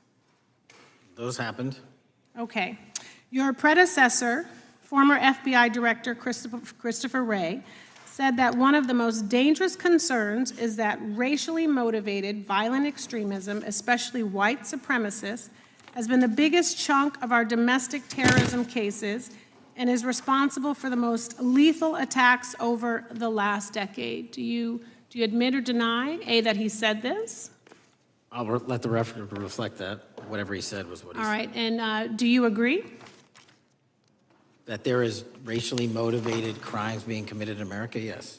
Yes, especially white supremacists, which is the biggest chunk of our domestic terrorism. I'm glad that you said this. So last week, President Trump was asked if there were extremists on both the left and the right. He was actually asked this by Fox and Friends, and his exact words were, I'll tell you something that's going to get me in trouble, but I couldn't care less. The radicals on the right oftentimes are radical because they don't want to see crime. The radicals on the left are the problem, and they're vicious, and they're horrible, and they're politically savvy. Do you agree with the president? I don't speak for the president. The president speaks for himself. Do you agree with the president? On what matter? On the question that I just asked, do you agree with his statement about the radical left? That there's ideology that's driving violence on both sides? Yes, that's what he acknowledged. No, he didn't. He didn't. But I'm glad that you're saying that and actually creating some separation between you and the president. And I'm glad that you That's literally are not what happened. He said acknowledging both. that there is violent extremism on both sides. What's interesting is that the research arm of the Department of Justice, the National Institute of Justice, do you know what that is? I'm familiar with them. Okay, great. It is the research arm of the Department of Justice, and it published an article in 2024 devoted to domestic radicalization, violent extremism, and terrorism. I have it. It's interesting that it's no longer on the website. It has been scrubbed, but I ask these questions because what makes a strong, qualified director of any business, of any household, of the FBI, what makes a reputable prosecutor is not lapdog loyalty, but a commitment to the creed that evidence is agnostic and that the evidence will lead you to making the right decisions. And your job, no one's job is to like the data or the evidence, it is to collect it. That is how you gain trust. And Mr. Chair, I would like to enter into the record, if I may. White supremacist group stands by racist ideology with unanimous consent. Without objection. Dylan Roof, the radicalization of the alt-right and ritualized racial violence. Without objection. Thank you. Another article, how Robert Bowers went from conservative to white nationalist. I'd like to enter that into the record with me. Without objection. Patrick Cruces believed he was fulfilling Trump's wishes in El Paso attack, his attorneys said. I'd like to enter into the record. Without objection. Buffalo shooting, how far-right killers are radicalized online. I'd like to enter that into the record. Without objection. Evergreen high school shooters online activity reveals fascination with mass shootings, white supremacy. I'd like to enter that into the record. Without objection. Murder and extremism in the United States in 2024, a report by the Anti-Defamation League. I'd like to enter that into Without the record. objection. And the article, the report that was scrubbed from the DOJ just recently, National Institute of Justice Journal focusing on domestic radicalization, violent extremism, and terrorism. I'd like to enter that into the record. Without objection. And lastly, the libertarian think tank Cato and their analysis on violent extremism and the right rising in extremist acts. I'd like to enter that into the record. Without objection. Thank you, and I yield back. Gentlelady yields back. Gentlelady from Wyoming is recognized. Just very quickly, Director Patel, thank you for being here, for your service to this country, and for the transparency that you have brought to the FBI and for the American people. Transparency that was absolutely non-existent in the Biden administration and FBI. I believe that you might have been asked earlier about whether you had had an opportunity to visit with any of Epstein's legal counsel. Were you asked that question earlier? I think so. Okay. One of the legal counsels or legal fixers for Mr. Epstein was Stacey Plaskett, the Democrat delegate to Congress from the Virgin Islands. So perhaps for those on the other side who are interested in talking to Jeffrey Epstein's attorneys, they could sure visit with one of their own colleagues. I want to focus on something that I think is very important that has not been addressed enough today, and that is related to the consequences of the Biden open border. One consequence of the Biden border crisis is the impact that it continues to have on our tribal communities, with the cartels taking advantage of our open borders, the Mexican drug cartels, by infiltrating our reservations and bringing violence, drugs, murder, trafficking, and more. Last year, when I questioned the Attorney General Garland about what the DOJ was doing to protect these communities, he simply deflected responsibility and said that Congress had not appropriated sufficient resources for them to be able to protect our tribal communities. Mr. Patel, what is the Trump FBI doing to counter the drug cartel infiltration and other violent crime targeting our Native American communities? Thank you. It only took more than half of this proceeding to talk about one of the priorities that the FBI has, which is crimes on tribal lands. Every single crime that we have been talking about, whether it's child predators, human trafficking, narco traffickers, murder, they all happen on tribal lands as well. And I've said since the beginning, it is a priority, which is why we launched Operation Not Forgotten on tribal lands. And I'm the first FBI director to meet with the staff and tribal leaders here in Washington, D.C. and elsewhere, and invited them into my office and headquarters to see them, because I need engagement with tribal leadership, and I need our police and FBI agents to be engaging with tribal leadership. Otherwise, we're not going to break through. We have 1,900 Indian country cases open right now. We've got 600 indictments this year alone. We cannot forget tribal lands. Every single one of those people lives in the United States of America, and it is an absolute priority to protect them and their children just as it is anyone else. So I think it's fair to say that what Mary Garland testified to, that the FBI and DOJ did not have the resources to address that. I think that that was an absolutely false statement. Would you agree with me? It's a decision by him not to do so. That's not my decision. At the end of August, the U.S. Attorney and FBI announced that nearly 100 personnel representing members of the Safe Trails Task Force operated near Wyoming's Wind River Reservation to assist with reducing drug trafficking and illegal guns. Director Patel, you have routinely stated that it is your mission to partner with and strengthen local and state law enforcement partners. How does the task force and other FBI efforts bring tribal law enforcement into this process?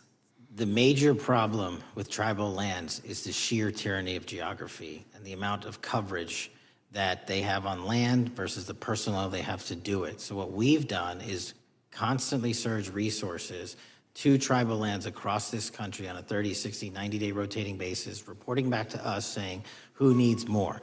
And what we found is that most of these lands can be assisted by our counter-UAS program, our drone capabilities, and we're gonna do it because what's happening is the Mexican drug cartels are literally flying overhead, dropping their cargo, their narcotics onto this land where no one's looking, and then it's being disseminated to children, to youth, to adults on that land and killing them. And we gotta stop it before it gets dropped off. Well, and your testimony proves that the Biden administration did not lack the resources to address drug and violent crime in tribal communities or around the United States. It instead expended and wasted these resources investigating parents, Catholics, we now find out Turning Point USA, the RNC, and Republican organizations, rather than protecting our Native Americans by closing the border. Is that fair? I think so. Wonderful, thank you. And I do appreciate the work that you've done in this regard. I was previously the chairman of the subcommittee on Indian and Insular Affairs with the Natural Resources Committee, and safety and security on our reservations and for our tribal members has been one of our priorities, one of my priorities, and I very much appreciate the work that the FBI has done. Let me know if there's anything else I can do to help you, and with that, I yield back. I will, ma'am. Gentlelady yields back. The gentlelady from Georgia is recognized. Thank you, Chairman, and thank you for coming in today, Mr. Patel. In the past few months, the country has experienced a string of horrific, high-profile attacks that have been motivated by racial hatred or political ideology. A shooter attacked the CDC headquarters, firing hundreds of rounds and killing a police officer. An arsonist set fire to the Pennsylvania governor, Josh Shapiro's residence, with the governor and his family actually inside. Minnesota House Speaker Melissa Hortman and her husband were assassinated earlier this year. Clark and Charlie Kirk was murdered last week. Bomb threats have been made against HBCUs and the DNC, and just the list goes on and on.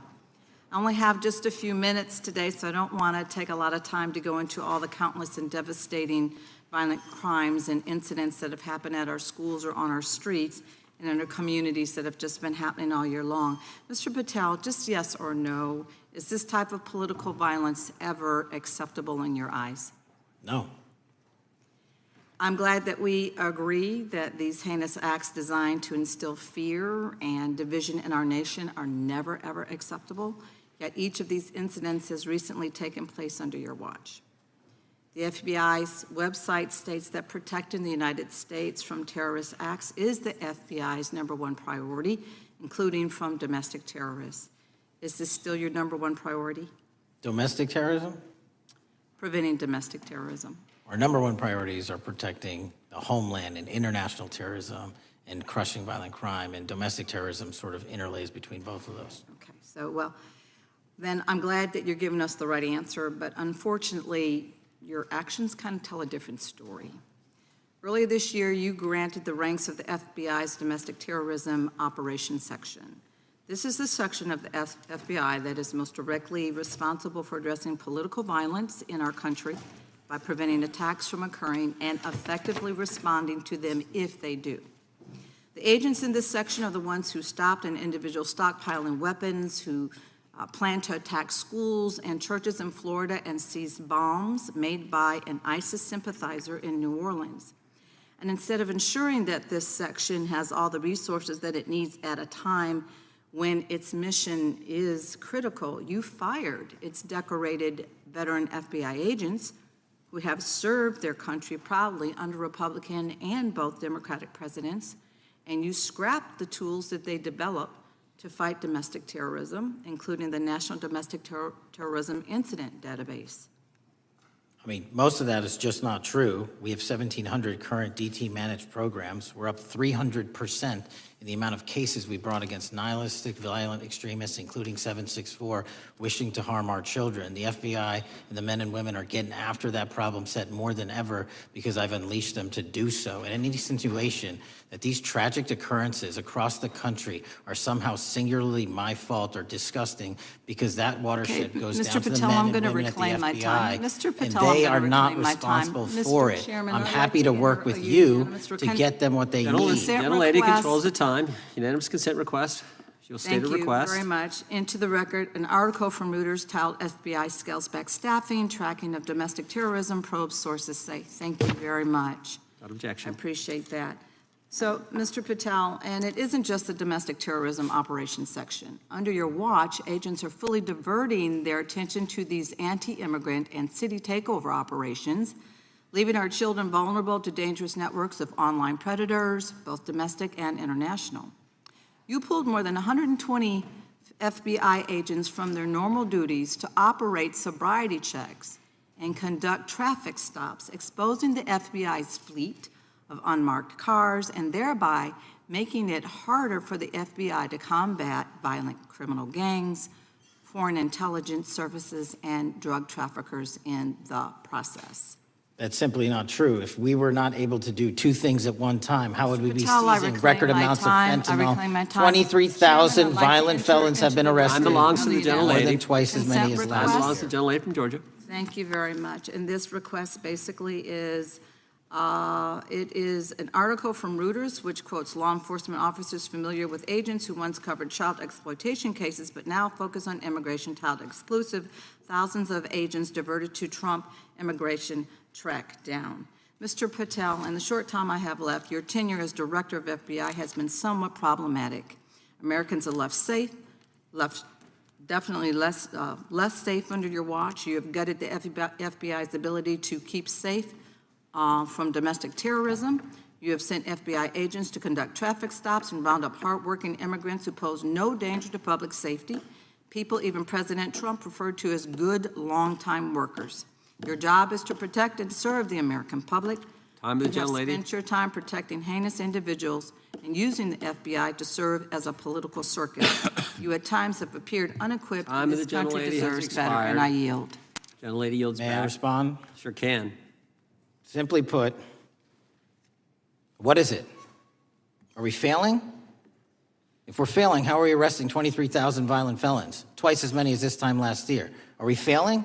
Because if we're failing, how are we seizing 1,500 kilograms of meth, 25% increase from last year? Are we failing? Because we captured 4 top 10 FBI most wanted from around the world in 7 months. That's more than the entirety of the last administration. Are we failing because we put 1,500 child predators in prison? Are we failing because we dismantled 300 human trafficking networks? Which is it? You don't like me, that's fine. But don't you dare disparage the men and women of the FBI that are producing record results in historic fashion to protect this country. They are kicking ass for America, and they're going to continue to do so. And we appreciate your leadership. The gentlelady from Florida is recognized.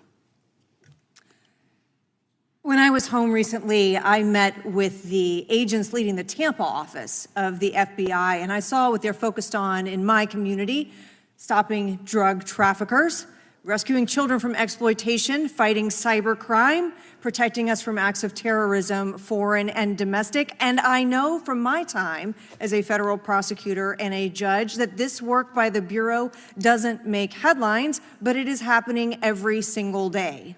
At the top, accountability is necessary, transparency is critical, but today we've seen an effort not just to diminish, but to distort the work of Director Patel and the agents he leads. If we really care about transparency and about truth, then what we owe to the American people is this reality: that thousands of dedicated professionals at the FBI wake up every single day thinking not about themselves, but about this country, and keeping every single one of us and our children safe from harm. And Director Patel, I would like to hear from you the facts about what the FBI is doing in your efforts to fight crime. Director Patel, isn't it correct that since January 20th, 2025, the FBI has made over 25,000 immigration-related arrests, including 350 members of Tren de Aragua and 195 members of MS-13? Those numbers are accurate. The Tren de Aragua numbers are up over 350% from the year before. And during that same period, hasn't the FBI seized over 66,000 kilos of cocaine, 6,000 kilos of meth, and 1,500 kilos of fentanyl? Not to be nitpicky, but it's 89,000 kilos of cocaine and 7,300 kilograms of meth. And isn't it also true that the FBI Tampa Division's Panama Express Strike Force specifically seized nearly 67,000 kilos of cocaine valued at more than $1.6 billion from illicit maritime vessels? One of our best operations out of the Port of Tampa, and I was down there in South Florida when Panex did their work. Director Patel, since October 7th, 2023 Hamas attack, the FBI has been a co-leader of the Joint Task Force October 7th. Isn't it correct that this task force is actively working to bring justice for victims and to prevent terrorist infiltration at our borders? Yes, ma'am. Since January 20th, hasn't the FBI arrested 59 foreign intelligence operatives for spying or smuggling dangerous material into the United States? Yes, we have, and that's on track to be more than 25% than ever before. And the FBI has also been leading operations against major cyber threat actors, including those from Russia, China, Iran, and North Korea. Isn't that right? A 17% increase from year to date last year. Director Patel, the FBI's child exploitation task forces continue to investigate predators who target children online and across our communities. How significant is that threat today, and what results have you seen under your tenure in bringing these offenders to justice? We have, under Operation Grayskull, dismantled dark web units that are operating online, not just in the United States, but across the world, to do our children harm. We have taken into custody more suspects than ever before on those who seek to harm our children. That is what the men and women of the FBI do, and that's what they're going to continue to do. Those are the real results when you let good cops be cops, and when you let us get on these platforms and expose them to the public and show them the harms of these predators on these online gaming systems and social media systems. And we need more help from Congress to allow us more authorities to do that work.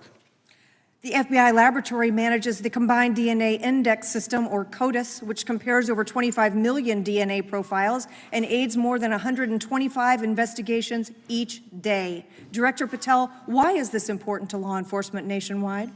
All of law enforcement relies on our CJIS operation out of West Virginia. And what that does is allow 19,000 agencies to come in and say, hey, does this guy have a criminal history? Hey, is this an illegal firearm? Do we have a DNA hit like we did in these recent assassinations? That's what the FBI brings to bear, because local and state law enforcement agencies just don't have that capability, and we're doing it 24/7, 365. CJIS does not close for 1 minute. In your testimony, you noted that the FBI has ongoing counterintelligence investigations into China, Iran, and Russia across all 55 field offices. Why is it essential to maintain that scope of coverage, and what success can you point to in disrupting nation-state actors? Our biggest threats involving nation-state actors are the PRC, Russia, and China, and they are up 33%, 83%, and 60% respectively in arrests alone this year. Those nation-state actors wish to do harm in our infrastructure, our critical infrastructure system, our energy, our water supply, and also go after and target individuals and senior citizens and take their money through online pig butchering schemes, which we've exposed in Cambodia by way of the CCP. This is groundbreaking work that the American public should be seeing that their FBI is doing, and I'm happy to have the opportunity to report on it. Thank you, Director Patel. I yield back. Gentlelady yields back. The gentlelady from Mr. Chairman, I have a couple. unanimous consent. Thank you so much. I appreciate it. In response to Mr. Patel's making the remarks that, that maybe our colleagues are disparaging the men and women of the FBI, I'd like to enter the record 3 unanimous consent requests. One is entitled FBI using polygraphs to test officials' loyalty. The second is Kash Patel knowingly broke law when firing top officials, lawsuit alleges, published by NBC. And the third is FBI forces out more leaders, including ex-director who fought Trump, demand for January 6 agents' names. Without objection. Thank you. Gentlelady from Vermont's recognized. Thank you, Mr. Chair. Director Patel, thank you for being with us today. Appreciate your time. Let me say at the top, political violence should have no place in this country, and I strongly, unequivocally condemn the killing of Charlie Kirk last week. And this is exactly the kind of case that warrants a swift and thorough investigation by the FBI.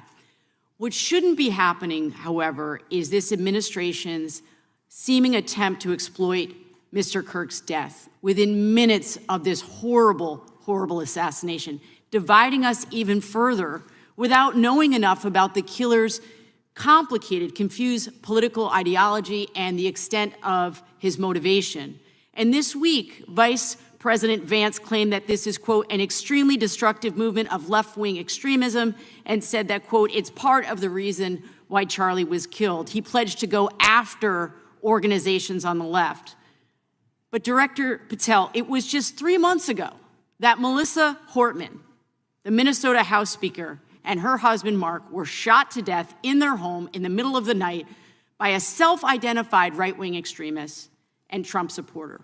When that assassination happened, the FBI released a written statement denouncing the killings and pledging to hold the killer accountable. And I thank the Bureau for that. It was clear, concise, to the point.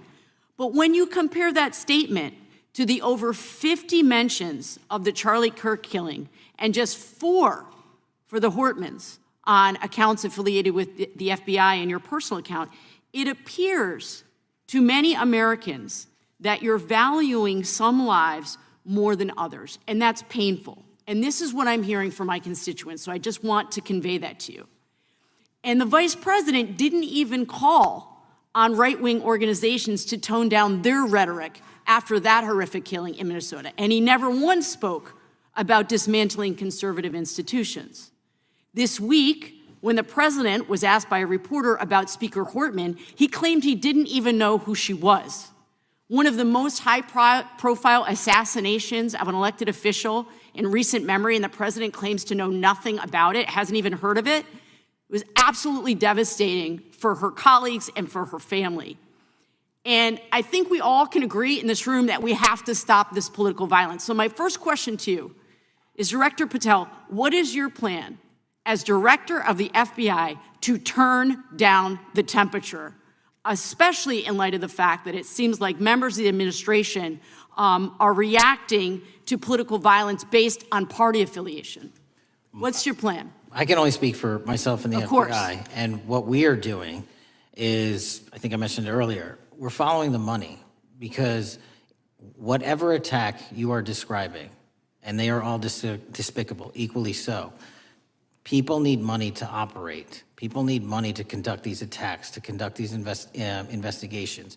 And so what we are doing is finding the people that supported this infrastructure system, because even when you say there's a lone, quote unquote, lone wolf actor, he's not truly a lone wolf actor. Something happened along the way. I agree. And so can I just because we have such little time, are you making a commitment right now to follow where the evidence goes in investigating whether it's violence on the left or the right? Because over the last 10 years, when you look at the ideology, I want to follow up on what my colleague from California said. When you look at the data, you look at the Anti-Defamation League data, 96% of ideological motivated killings were committed by the right wing.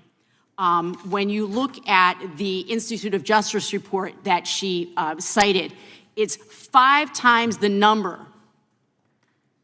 that 5 times the number of far left extremist incidents are perpetrated by far right. And it's been reported, and she mentioned this, that as of September 12th, 2025, just 2 days after Charlie Kirk's killing, that the DOJ removed that report from the DOJ website. That's why Americans are concerned that there seems to be a separate system of justice, that if you are a Republican and you are attacked, you will get the full weight and authority of the FBI in this administration. But if you are somebody serving in the Minnesota State Legislature and you are assassinated in your home, that the response is different. And I think to ignore the threats from the right or try to do a both and when there are multiple instances when it's overwhelmingly coming from the right, this is a disservice, because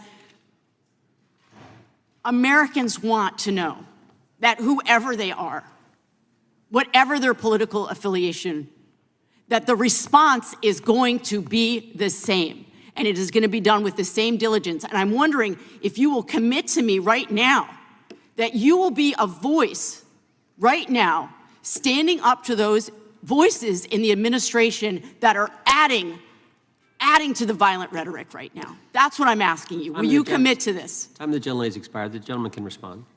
My voice will be through the investigations that the FBI conducts, and we will conduct them all lawfully and equally.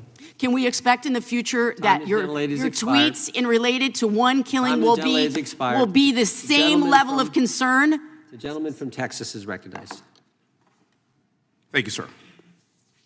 Director Patel, thank you for being here today, and most importantly, thank you for restoring trust and faith in the FBI, which has been severely eroded under the Biden administration. Thank you for your service and your continued service in this capacity. On April 7th, 2025, Charlie posted on X, "Assassination culture is spreading from the left. 48% of liberals say it would be at least somewhat justified to murder Elon Musk. 55% say the same about Donald Trump. In California, activists are naming ballot measures after Luigi Mangione. The left is being whipped into a violent frenzy and set back. Whether losing an election or losing a court case justifies a maximally violent response," end quote. And unfortunately for Charlie, that reaction also came when they couldn't win a debate on a college campus. You cannot be intellectually honest and say that this problem is on both sides. It's not just what happened to President Trump, it's also what just happened to Charlie. And we've gotten to a point in America where violence is encouraged. We have a former president of the United States that opens up his campaign in 2019, that's Joe Biden, by saying that his opponent is a, quote, existential threat to this country. Houston, we have a problem. People that you disagree with are not existential threats. They are not Nazis. They are not fascist. They are not racist. They are not deplorable. They are not irredeemable. They are your fellow Americans who have a different perspective on how government should run and what government should look like.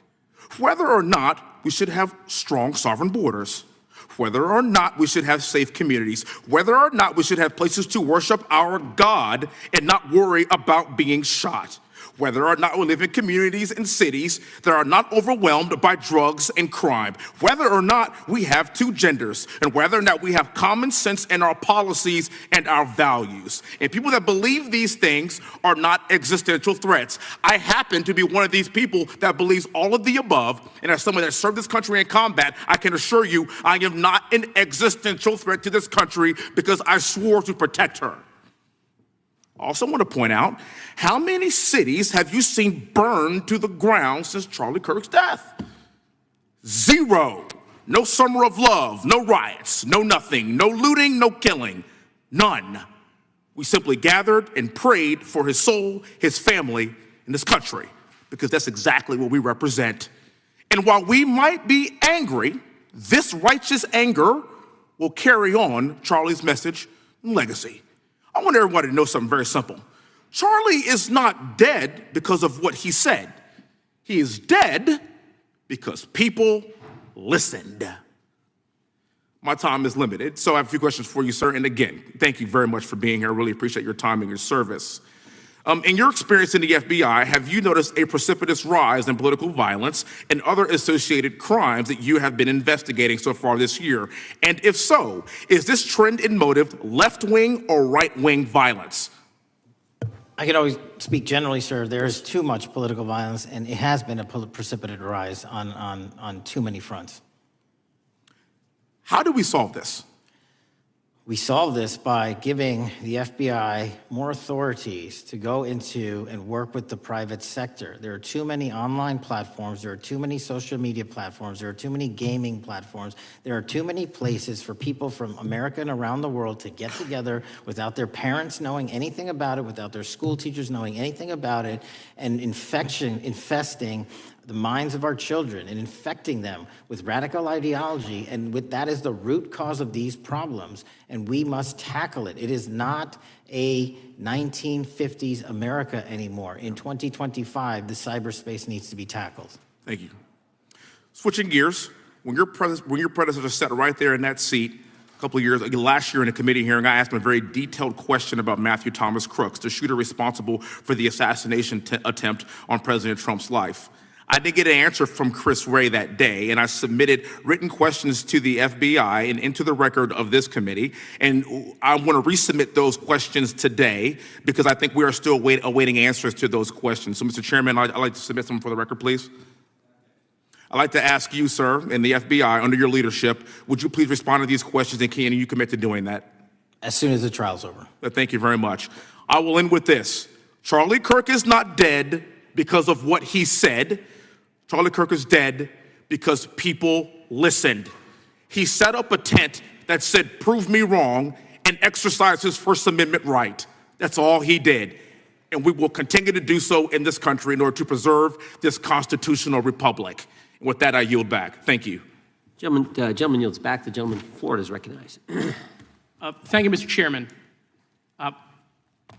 Before I begin, I want to caution my colleagues on one-sided violence in this country. We just heard that there were no riots on the right. We're literally sitting in the building where there was a giant riot by supporters of the president, the right. We also heard that only leftists, have said that Trump is a Nazi. In 2016, the current vice president of the United States said, Trump is either a cynical asshole or he's America's Hitler. And so this is the problem.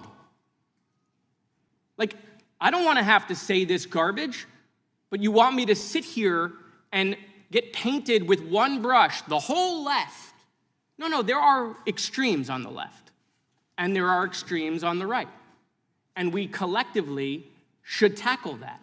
But to come here and just look at us and say we all support what's going on in the extremes is why we can't solve anything in this building. Director, let me say first, thank you for being here, and my condolences on the loss of your friend. And I'm happy to hear that you want to do more on the social media platforms. It's crazy what's going on the social media platforms. There are so many conspiracy theories on what's going on with Charlie Kirk. Israel assassinated him, right? There are conspiracy theories about your personal social life all day. It is totally rampant.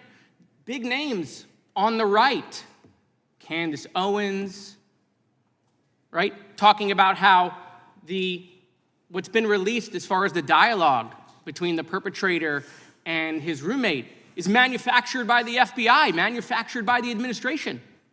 It is totally rampant, allowing foreign governments to just perpetrate these platforms, all of these bots, all of the time to weaponize Americans. You see what's going on here? This is a byproduct of all of that. What's going on in the streets is a byproduct of all of that.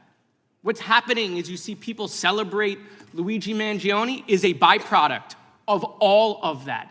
And so if we want to do something, then we should talk about Section 230. We should talk about how we're going to make sure that we don't let foreign governments poison our children's mind. And so I will work with you on that, Director. I'll work with you on 230 any day. No problem. So now, that was the good part. I want to take your attention back a second, okay? Breaking news. Kash Patel is nominated to be the FBI Director.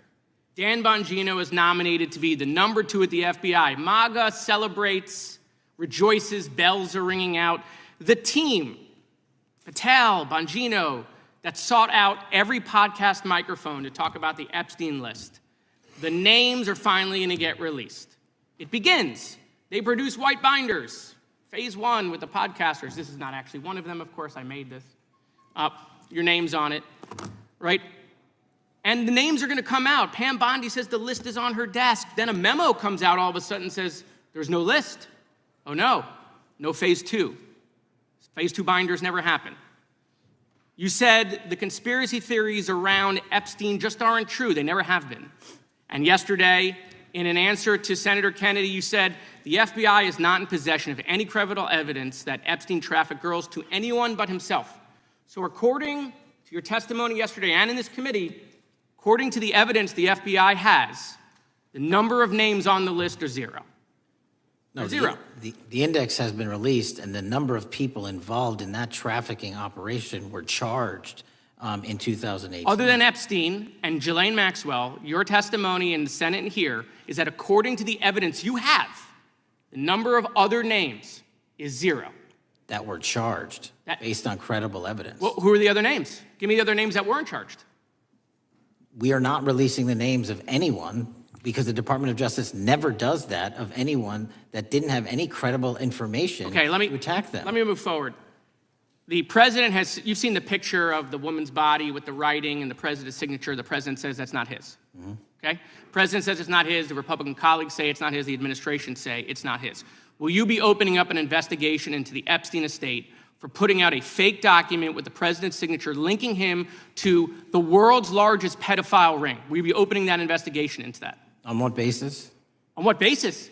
They literally put out a fake document, according to the president, with a fake signature. It's a forgery of the president of the United States signature. That's the basis. Sure, I'll do it. Okay, I look forward to that investigation. Am I over? Thank you, Mr. Chairman. I appreciate your diligence. Gentleman's time has expired.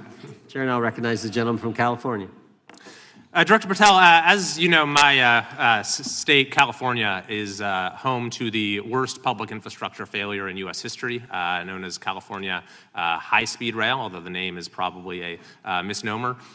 Earlier this year, I joined your counterpart at the Department of Transportation, Sean Duffy, doing a compliance review of the federal money the state has received, and the outcome was that the state has not complied with the terms of its billions of dollars in funding because it hasn't actually built anything. And so that federal funding has now been cut off, but a lot of us in California still have questions as to where all the money went. We're 17 years in to this project, and absolutely nothing has been built. Not a single bit of track has been laid. There are no stations. There are no passengers. And the plan initially was to have the whole thing, LA to San Francisco, done by 2020 at a cost of $33 billion.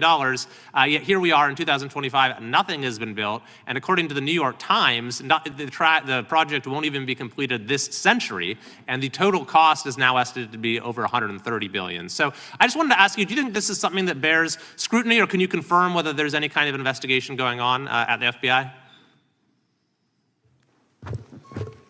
The FBI certainly can't investigate incompetence, but the FBI certainly can investigate and does investigate waste, fraud, and abuse. And so if we have any information that indicates that that happened in this situation or anything else, we'll look at it.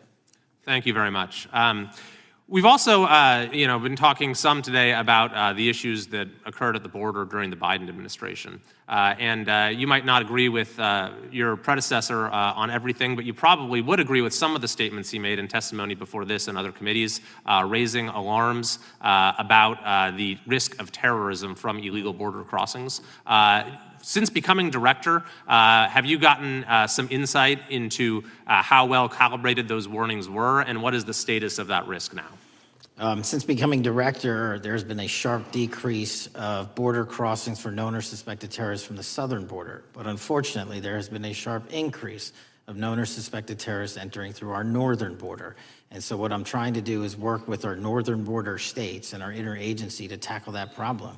But it is an absolutely massive border that can't physically be sealed. So we're going to have to get creative and put more resources into that.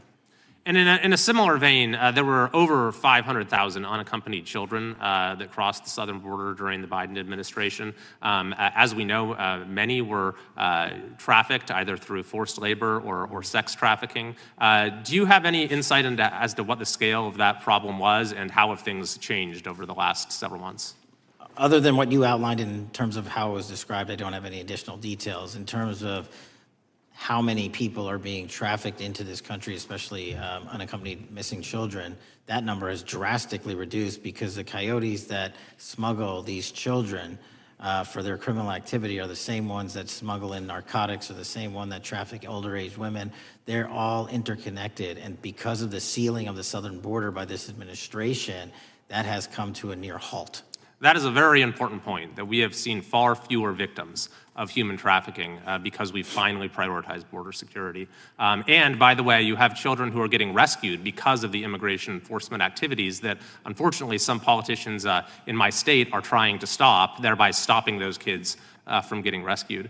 We've seen, of course, a substantial reduction in crime here in Washington, D.C. since the FBI and the National Guard got involved. I'm kind of asking you to state the obvious here, but what is the mechanism there? Why have we seen a reduction of crime when D.C. has had such a huge crime problem for years, and then almost overnight we see such a big difference? Because of the dedication and resources from President Trump's administration to utilize all federal, state, and local assets in a heavily crime-ridden area. I mean, if we did not have a crime-ridden area, then homicides, carjackings, and gun violence would not be dropping by 40, 50, 60%. And when you allow the police, the MPD, to work with federal authorities and allow the National Guard to set up your perimeter, this is what you can do in a few short weeks. And we at the FBI, under Operation Summer Heat, have set those Phase 01 operations in motion 4 months ago, quietly at the direction of President Trump. So we are scattered across cities across this country doing just that. But we're going to need more help to complete the job. Yeah, in too many places in this country, crime has just been treated as sort of a norm, that this is the way things have to be. What's happened in D.C. shows that is not the case if we have the right policies and the right priorities. Finally, this is tragically the second time in as many years that we've had an FBI director here following either an assassination or an assassination attempt. And so since there's been some time now since from the attempted assassination on President Trump at Butler, would you say that the public's understanding of what took place on that day is fairly consistent with all of the facts as you know them, or do you believe there's still material facts that have not been made public or are not fully understood by the public? No, I think it's fairly consistent. Thank you. I yield. Gentleman yields back. The lady from Texas is recognized. Man, oh man, there has been so much today, and I truly don't know where to start.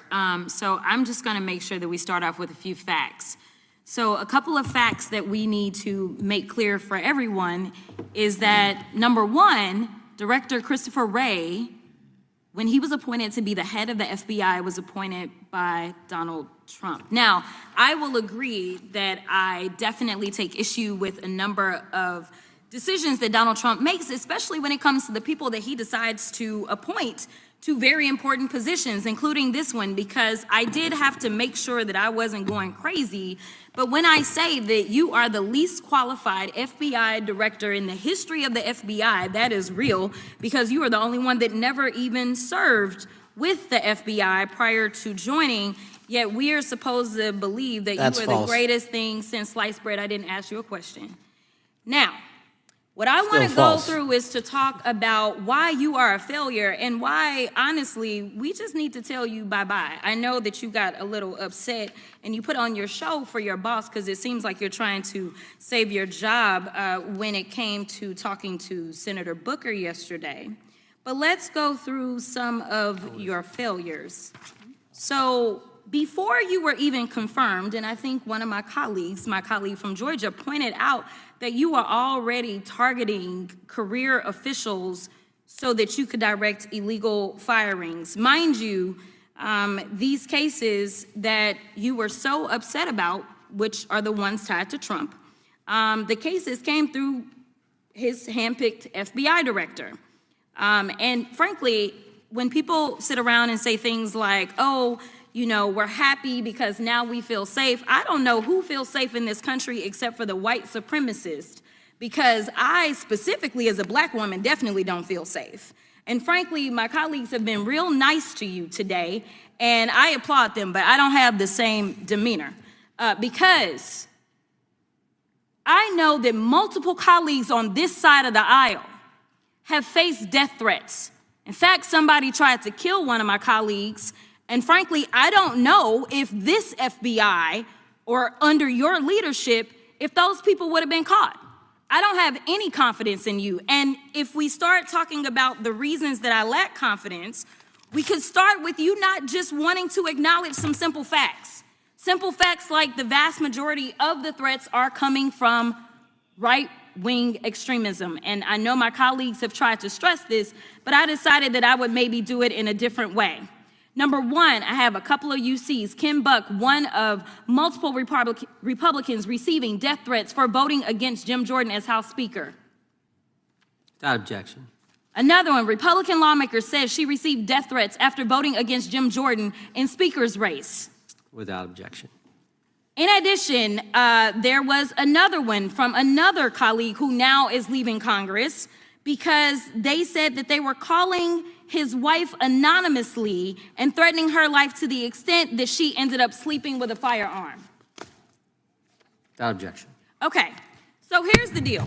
How are we supposed to have confidence when you're sitting up here telling the Senate yesterday that it will take you 14 years before you can get the FBI fully staffed to do their jobs? You're also now redirecting resources so that they can go and play ICE agents on the streets. You're getting rid of your most qualified people, and even when it came down to somebody that you consider to be a friend, you were posted up having some fancy dinner to the extent that you posted not only once erroneously, you posted twice erroneously as it relates to catching somebody, and then you want to go and say, let me take a victory lap. Because honestly, if it wasn't for parents deciding that they were going to turn in their child, it seems like y'all wouldn't have got there, even though he literally confessed online. So I'm confused about what it is that the FBI is doing except for trying to put on a show for the apprentice or whatever you want to call him. The day after all of this took place, there was domestic terrorism that was taking place at HBCUs. They were targeted. Yet I didn't hear anything from the FBI about what was going on. And again, black people kept saying, how did we end up in this?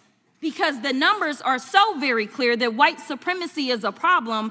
And honestly, I've not heard anything out of you today that makes me believe that you're going to do anything about the white supremacy problem, the one that is leading to children being killed, children being shot, as well as members of their community as they're worshiping in their churches. The time of the gentlelady has expired. If the gentleman would like to respond to any of that. Well, I mean, I'll respond. Kash Patel, as I said when I introduced him, public defender, former prosecutor, top staffer on the House Intelligence Committee, Deputy Director of National Intelligence with the National Security Council, Chief of Staff at the Department of Defense, and FBI Director. I think that's a pretty good resume for the guy who's now running the top law enforcement agency in our country.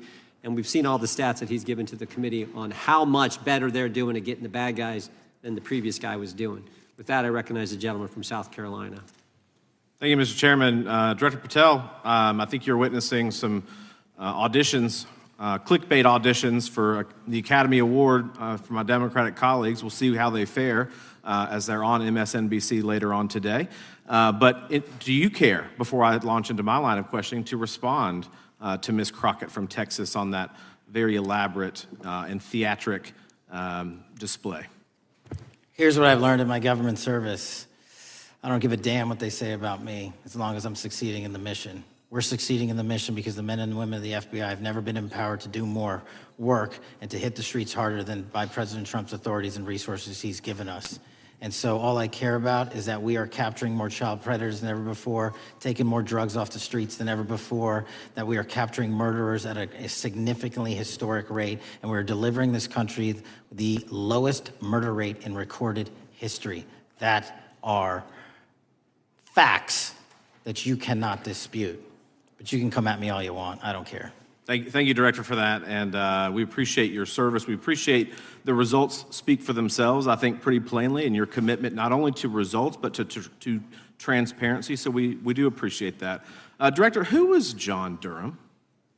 He was a former federal prosecutor, United States attorney, and ultimately appointed special counsel in the first Trump administration. Correct, and what there was a document that he released in his findings called the Durham Report. What was the Durham Report briefly, and what were the findings very briefly? It was every special counsel that's appointed produces a report to the Attorney General. Special counsel's Durham Report largely focused on Crossfire Hurricane and included extensive summary findings in classified and unclassified manner, and we released the classified version, finally declassifying it for the American public in this committee. Correct, and you released that in July of this year. I think so. Yes, sir. Isn't it true that in the classified Durham Annex, as it's referred to, that in 2016 the Obama administration obtained intelligence information from a source contained in two separate memoranda, one in January of 2016 and one in March? The two memoranda described confidential conversations between DNC Chair Debbie Wasserman Schultz and two individuals from the Soros Open Society Foundation. Isn't that true? As written in the report, I'll let it speak for itself. In the Durham Annex in January of 2016, the memorandum noted in part that President Barack Obama intended to scuttle the FBI's investigation into Hillary Clinton's private email server and mishandling of highly classified information during her time as Secretary of State. Isn't that found in the report? I believe so.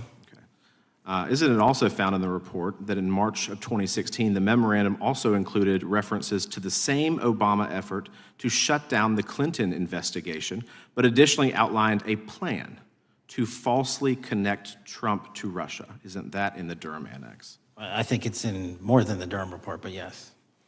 The memo also stated in part that, quote, the Democrat Party's opposition is focused on discrediting Trump, among other things. The Clinton staff, with the support from special services, is preparing scandalous revelations of business connections between Trump and the Russian mafia. Isn't that also found in the now unclassified Durham Annex? I believe so, sir. According to the Durham Annex, based on analysis and translation of the intelligence, FBI analysts believed that special services could either mean the FBI or CIA, or the Trump dossier author Christopher Steele. Isn't that in the Durham Annex? I believe so, sir. When the Obama administration received intelligence in March of 2018, Fusion GPS was preparing open source opposition research regarding purported ties between Trump and Russians.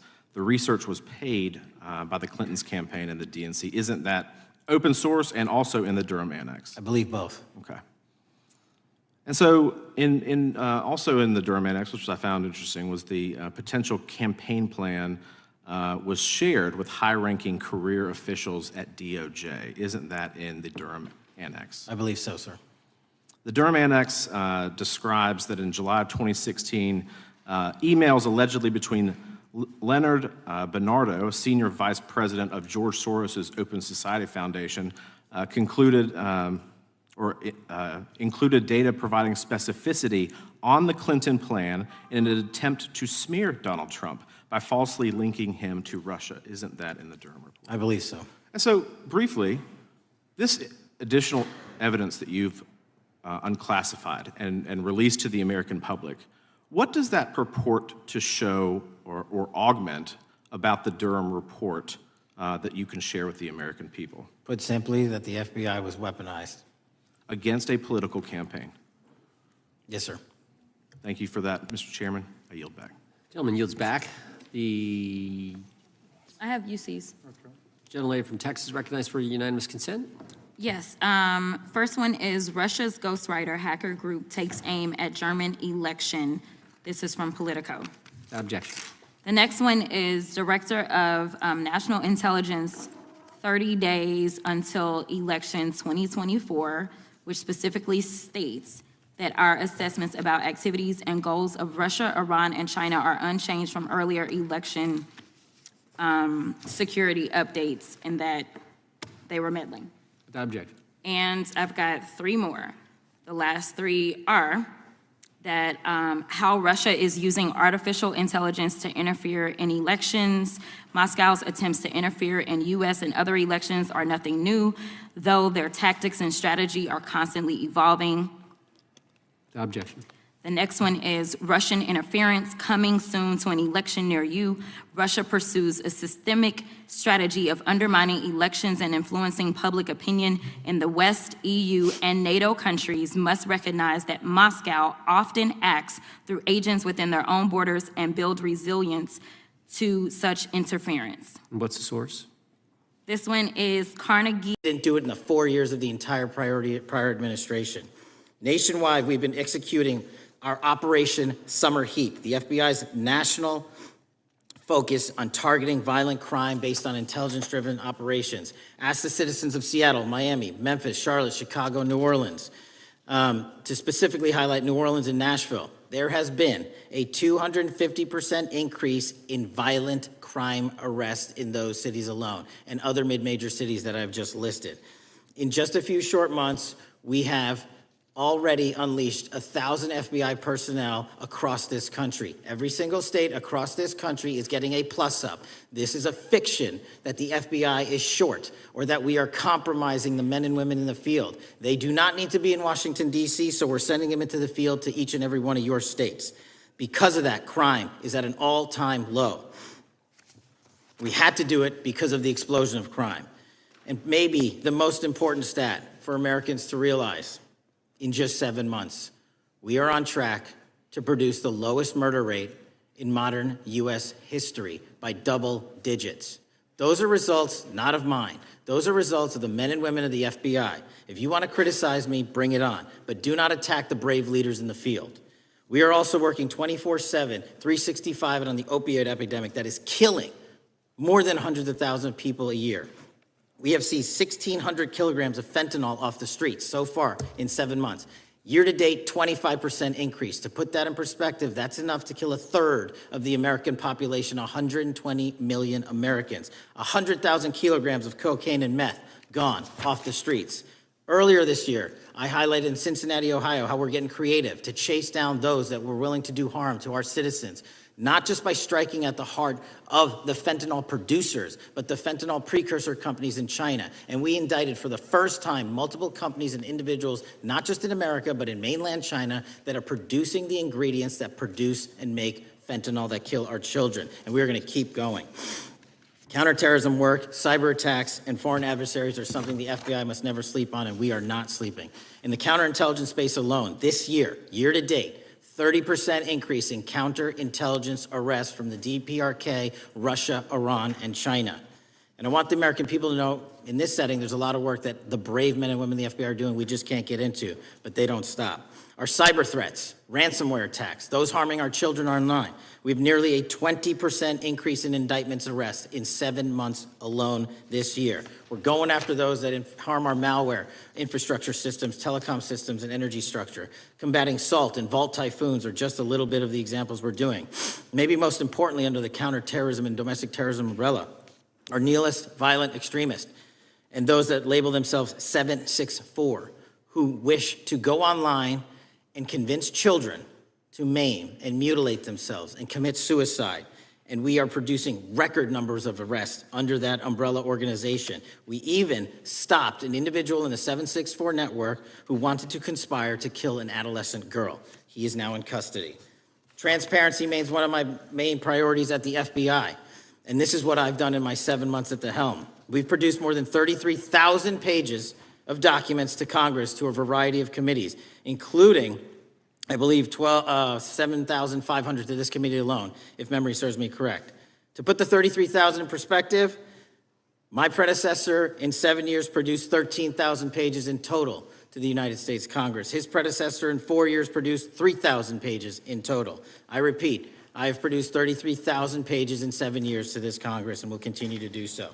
I'm dedicated to restoring the trust and the mission and the integrity of the FBI, and we cannot do so without congressional oversight, and I promise you I will continue to do so. On the Epstein case, the original sin on the Epstein case was how it was handled by Mr. Acosta when he first brought the case in 2006, 7, and 8. The original case had a very limited search warrant, had a very limited search window, had a very limited investigative window. I was not there when those search warrants and that investigation was launched. I would not have done it that way. They were limited to only 3 to 4 years of investigations from 97 to approximately 2001 and 2002 to 2005. Mr. Acosta allowed Mr. Epstein to enter into a plea agreement where he served weekend jails for trafficking minor women. He also was allowed to leave jail to go home on the weekends. Plus, he allowed a non-prosecution agreement to be signed as part of that plea deal, prohibiting future investigations from that prosecution and from that evidence, and prohibiting the collection of further material. That is the original sin. We are working with Congress to produce more than any administration ever has material on Epstein. And I welcome the challenge to tell us that we are not being as transparent as the law allows. We even went to court and asked the judges to lift those prosecutorial agreements and to lift those court order seals, and they denied us 3 times. Congress is welcome to do the same and join the fight. And I'd lastly like to focus on operation that the president led in D.C. Because of this, we are taking this fight in D.C. to every single city across the country. 2,100 arrests in the last month alone. D.C. has seen a 60% decrease in gun crimes, 75% decrease in carjackings, and 53% decrease in homicides in our nation's capital. And rightly so. We're bringing that fight to the streets of America. I want to thank you for your support, and I'm proud to be the director that leads this FBI into a new headquarters building that they've needed for decades, saving the taxpayer $3.5 billion, and also providing our workforce a safe environment. If you don't know the calamity that is the Hoover Building, I invite each and every one of you to walk around. I'll give you a tour myself, and you can see where the cement falls on the heads of our employees that is only to be saved by netting. Just to give you an example. Thank you for support to our mission. And I do want to highlight one thing about D.C. It's because the FBI gathered sources and evidence that we were able to, through our source network, identify the horrific murder of the D.C. intern, Eric Tarpinian. And I've spoken to his family, and we are working to bring them justice. And Mr. Chairman, in my 16 years, now my 17 years of government service, if anyone has any questions about my service, bring it on. Yeah. Thank you, Director. We will now proceed under the 5-minute rule. The chair recognizes the gentleman from California, Mr. Eisen. Director, delighted to have you here. You are a breath of fresh air. As you outlined, and I won't repeat it, the accomplishments, you did so with the same resources as your predecessor, roughly. Is that correct? I believe so, yes. And so how much of that has to do with taking people out of the backside of the FBI and moving them into the field, into doing the job for which we primarily pay the FBI? It's exactly what we needed done. 1/3 of the FBI's workforce resided in the National Capital Region before I got there. 1/3 of the crimes do not happen in Washington, D.C. Not anymore. Not anymore. So 1,000 personnel of the FBI were deployed across this country on a permanent basis, and every single state in this union is getting a plus up, not a reduction, a plus up of 1811s of intel analysts and support staff. And that is why the crime rates are going down in record numbers. Thank you for doing that, and it's perhaps the hardest thing for a bureaucrat to do is to lower the head count around them that support them, and I appreciate your willingness to do it different than your predecessor. A lot of what you covered earlier was the find, the discovery, and then the prosecution that is done by the DOJ. But I want to talk a little bit about the prevent side. On the Charlie assassination, sir? No, on all of these. Okay. Okay, for example, and I'll bring it up before the Democrats bring it up, January 6th. January 6th, we now know, because of your find, that in fact there were people involved who were not just observers but participants who in fact it's been alleged, and I personally believe, in fact, were part of promoting, perhaps even the one woman who died, encouraging her to walk through a door that led to her death. When you see that kind of activity, and you know it was done under predecessors with full knowledge, whether it's January 6th, where embedded people crossed the line, or any other activity, including obviously the Russian hoax that we're now dealing with up in, front and center. My question to you is, what can you or others do to prevent it from occurring again? Not on your watch, but on future watches. How can we know that this won't happen again the moment you leave the FBI? It's simple. What I'm doing through our leadership cadre is having FBI agents do what they were trained to do, not what they were not trained to do, not put them in situations that both harm them and the public. We're also utilizing our SORT networks and prioritizing the threat structure to go after the narco traffickers, the counterterrorism people, the counterintelligence threats, and the cyber threats. That's what they were trained to do, and that's what we're letting them do. One major question I have, after decades of doing this, on our side of it, both the chairman, myself, and others, both at oversight and here, have seen that the FBI and the Department of Justice hide behind non-statutory practices. Now, you've changed the interpretation of many of those practices. That's why we're getting the discovery that was previously withheld. How do we work together to make sure that we never again have false walls, non-statutory walls that say the Department of Justice has a prohibition about giving, quote, you fill in the blank, that has led to the chairman not seeing anything until you took over? I'm wedded to aggressive constitutional oversight. Having been a House congressional staffer, I know that is an important part of securing our democracy. And the way we make it an everlasting, enduring process is by showing the American people the results of what we are doing and the important work of this committee and putting it out to them so they can see government waste, fraud, and abuse. And then they can demand from our constituents and our electors that they want this process to continue. Last major question here. Some things are so sensitive that we both would agree they cannot be made public.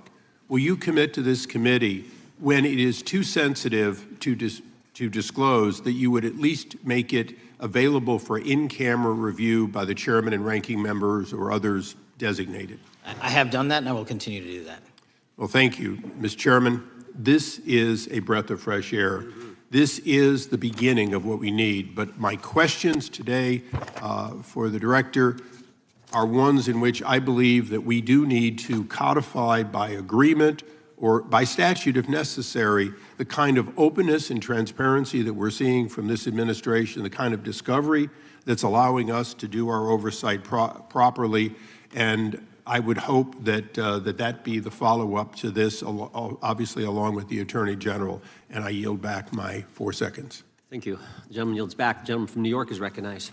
Thank you, Mr. Chairman. Welcome, Director Patel. In the wake of the tragic murder of Charlie Kirk, Donald Trump said, quote, "Violence and murder are the tragic consequences of demonizing those with whom you disagree, day after day, year after year, in the most hateful and despicable way possible," close quote. I would note for the record that Donald Trump has famously demonized practically every person he has ever disagreed with, and therefore, using his own logic, he has put their lives at risk. I should know, about 2 weeks ago, when I announced my decision not to my decision not to seek re-election, many people on both sides of the aisle, including the chairman, offered me well wishes and thanked me for my service. Donald Trump, on the other hand, took to Truth Social to call me a, quote, psychopathic nut job, among other things. Yesterday, I received a threatening note filled with anti-Semitic comments and hateful attacks that mimicked some of the same language used by the president. I am sure many of us on this committee face similar threats every day. We have seen political assaults on both the left and the right. The attack on Charlie Kirk, the attempted assassination of the president, the murder of the Democratic Speaker of the Minnesota House, the assault on Paul Pelosi, and the attack on the Capitol on January 6th, for example. Director Patel, do you agree that there is political violence from both the left and the right? There's too much political violence. Do you agree, yes or no, that there's violence? There is too much political violence based on ideologies from either side. From either side, okay. Are you aware of the study by the Cato Institute, a well-known conservative group, that found that 69% of the violence is from the right? I'm not familiar with that study. You're not familiar, okay. I would commend it to you.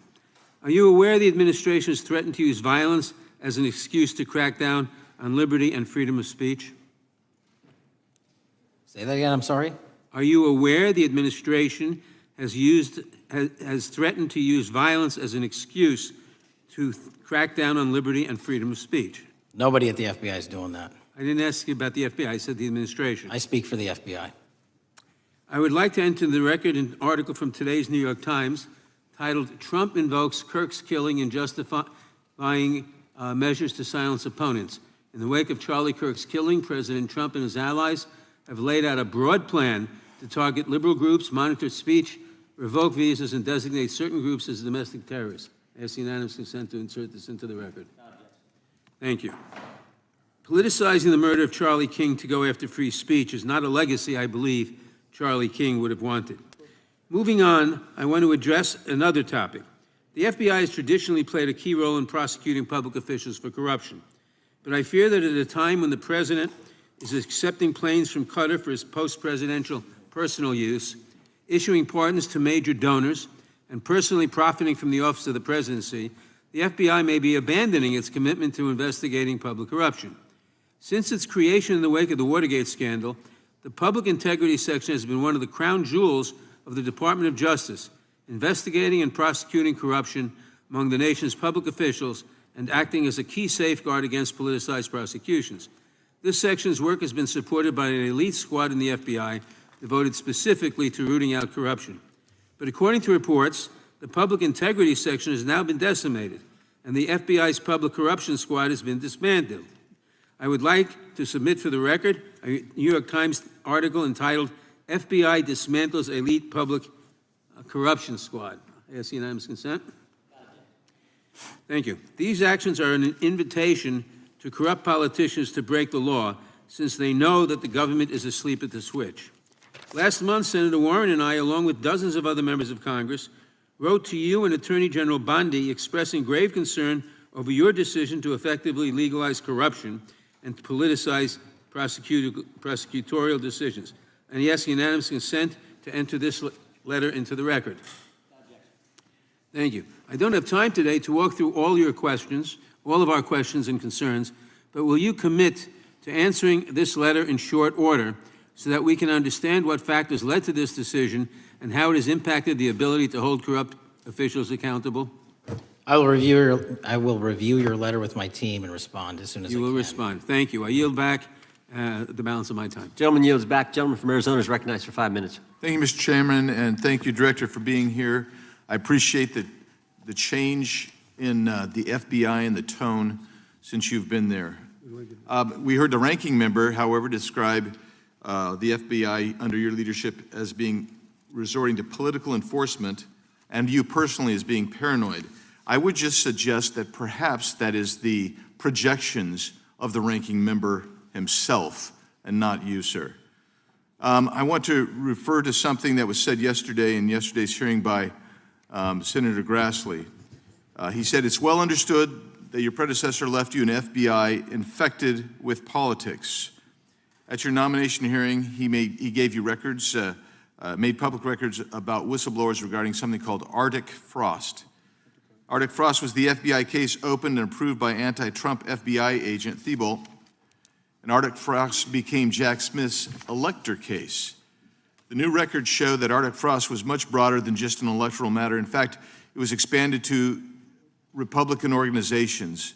Some examples of the groups that the Ray FBI sought to place under political investigation included the Republican National Committee, Republican Attorneys General's Association, and Trump political groups. In total, 92 Republican targets, including Republican groups, Republican-linked individuals, were placed under the investigative scope of Arctic Frost. On that political list for investigation was one of Charlie Kirk's groups, Turning Point USA. In other words, Arctic Frost wasn't just a case to politically investigate Trump. It was the vehicle by which partisan FBI agents and DOJ prosecutors could achieve their partisan ends and improperly investigate the entire Republican political apparatus, I'd ask that, Mr. Chairman, that document be administered. Without objection. So, I know that this may be under current investigation, but I wish to ask specific questions about this for just a moment. What search tools were used in Arctic Frost to view private communications of targets? I believe the traditional search tools, search warrants, lawful service of process, and the tools that the FBI has in our infrastructure systems, cybersecurity systems, and counterintelligence systems. But generally speaking, if I may, I want to use this to highlight the fact that I'm continuing my promise to work with Congress to produce documents simultaneously and also conduct ongoing investigations. I'm giving you as much as I can, and I'll give you more when I can. Thank you. Another question regarding that is, were there any directives from the Biden White House concerning the Arctic Frost investigation? Were there any directives or communications from the Biden White House itself concerning the Arctic Frost investigation? I'll just rely on what was turned over to date, sir. Okay. So I want to add here, the search warrants that were used included the seizing of a U.S. member of Congress, his phone. I think we all know who that was and how that was taken away and used for political purposes, Mr. Chairman, Mr. Director. So we'll leave that for a second, and let's go over to the Charlie Kirk case for just a second. Let's emphasize this. How many hours did it take from the assassination to the arrest of the assassin, Mr. Director? 33. That seems pretty swift, and it was because of the actual release of videos and photographs that you directed to be released, sir. That's correct, and to put it in perspective, the Boston bomber took 5 days and Luigi Mangione took 5 days. Was the platform Discord forthright from the start with law enforcement about the shooter's communications on its platform? Discord, the platform ownership, has been working with our lawful process, and we are obtaining materials from them on a rolling basis. Thank you. And I want to get back here to Arctic Frost for just a second, Mr. Chairman. I'd like the unclassified document from the FBI released to be admitted to the record. Without objection. And a document from the Economic Times also to be admitted to the record. Without objection. So I'm going to give you the last 30 seconds. We could go on about the Epstein case. I've got a bunch about that, but I'm just going to let you, if you wish to respond to either of the two vitriolic questioning or statement from the Democrats. The work of the FBI speaks for itself. It's on showcase here today. Anyone that wants to attack the FBI can attack me, but leave our leadership structure alone. When you have 23,000 violent felons arrested, twice as many as this time last year, the work speaks for itself. Thank you, Mr. Chairman, and thank you. Appreciate your good work, Director Patel. Yield back. Gentleman yields back. Gentleman from Maryland is recognized. Thank you kindly, Mr. Chairman. Director Patel, before you joined the FBI, you railed against it for covering up Jeffrey Epstein's human trafficking ring. Let me refresh your memory with this clip. It has Epstein's list. They're sitting on it. That doesn't seem like something you should do. You're protecting the world's foremost predator. That seems like an evil thing to do, regardless of who may be embarrassed in the release of that list. Why is the FBI protecting the greatest pederast, the largest scale pederast in human history? Simple, because of who's on that list. So you finished that December 2023 interview with a challenge to the FBI and harsh words for Republicans in Congress for not getting the Epstein files out to the public. You can see this clip. Boy pants, and let us know who the pedophiles are. Put on your big boy pants and let us know who the pedophiles are, you said. You emphasized that the president and FBI director each had complete authority to release Epstein's client list. You said Epstein's black book is under the, quote, direct control of the director of the FBI. Look at this clip. This is way off the topic, but who has Jeffrey Epstein's black book? Black book. FBI. But who? That is, I mean, there's... Oh, that's under direct control of the director of the FBI. All right, so you were sworn in as director more than 200 days ago. Now the black book is under your direct control. So why haven't you released the names of Epstein's co-conspirators in the rape and sex trafficking of young women and girls? The Rolodex which is what everybody colloquially refers to as the Black Book, has been released. Oh, no, you're talking about what the journalist got 5 years ago? No, that's not what we're talking about. We're talking about what you were talking about there, That's the Black exactly Book what I under was the direct talking. control of the FBI director. We have released more material than anyone else before. The Biden administration, Obama administration had the exact opportunities to release this material, and they never did. And if you are selling the men and women of the FBI, Why we're not have you going after changed your child position? predators. Hang on, you said we're not going after child predators. 1,500 child predators arrested this year, 35% increase, I'll reclaim my time. 4,700 child victims Mr. Chairman, I'm going to found. reclaim my time if you could instruct the witness. Why have you changed your position? There you were saying it's under the direct control of the FBI director and all of it should be released. Why have you changed your Everything position? that has been lawfully permitted to be released has been released. And as I told you, Really? the investigation was limited. And let me make something crystal clear. I never said Jeffrey Epstein didn't traffic other people, other women, and they're not other victims. This is the investigation we were given from 2006, 7, and 8, and the search warrants from 2006, 7, and 8. That's what we're working with. Well, wait, have you released all of the stuff that the FBI has seized from Epstein's house? The computers, the emails, the file cabinets, the documents? What about the financial records? Have you released all of that? Everything the court has allowed us to Which release. court are you talking about? 3 separate federal courts have come in and said. We're there are talking about the 3 evidence you've got. It's got nothing to do with what those courts have. Do you have any We're talking idea about the how the evidence- law works? Do you want me to break the law in a federal judge's order? No, I want you to satisfy follow your own curiosity? word, Director Patel. You said up there it was under the direct control of the FBI director. He had the Black Book. Everything I have direct control over, we have gone to court. You haven't. Complete We your went sentence. to court. Everything you have direct control over, you said. Have gone to court, and everything we have direct Director control Patel, over. complete your and sentence. can You said lawfully everything- release. The We're gentleman- releasing. He'd like to complete his answer.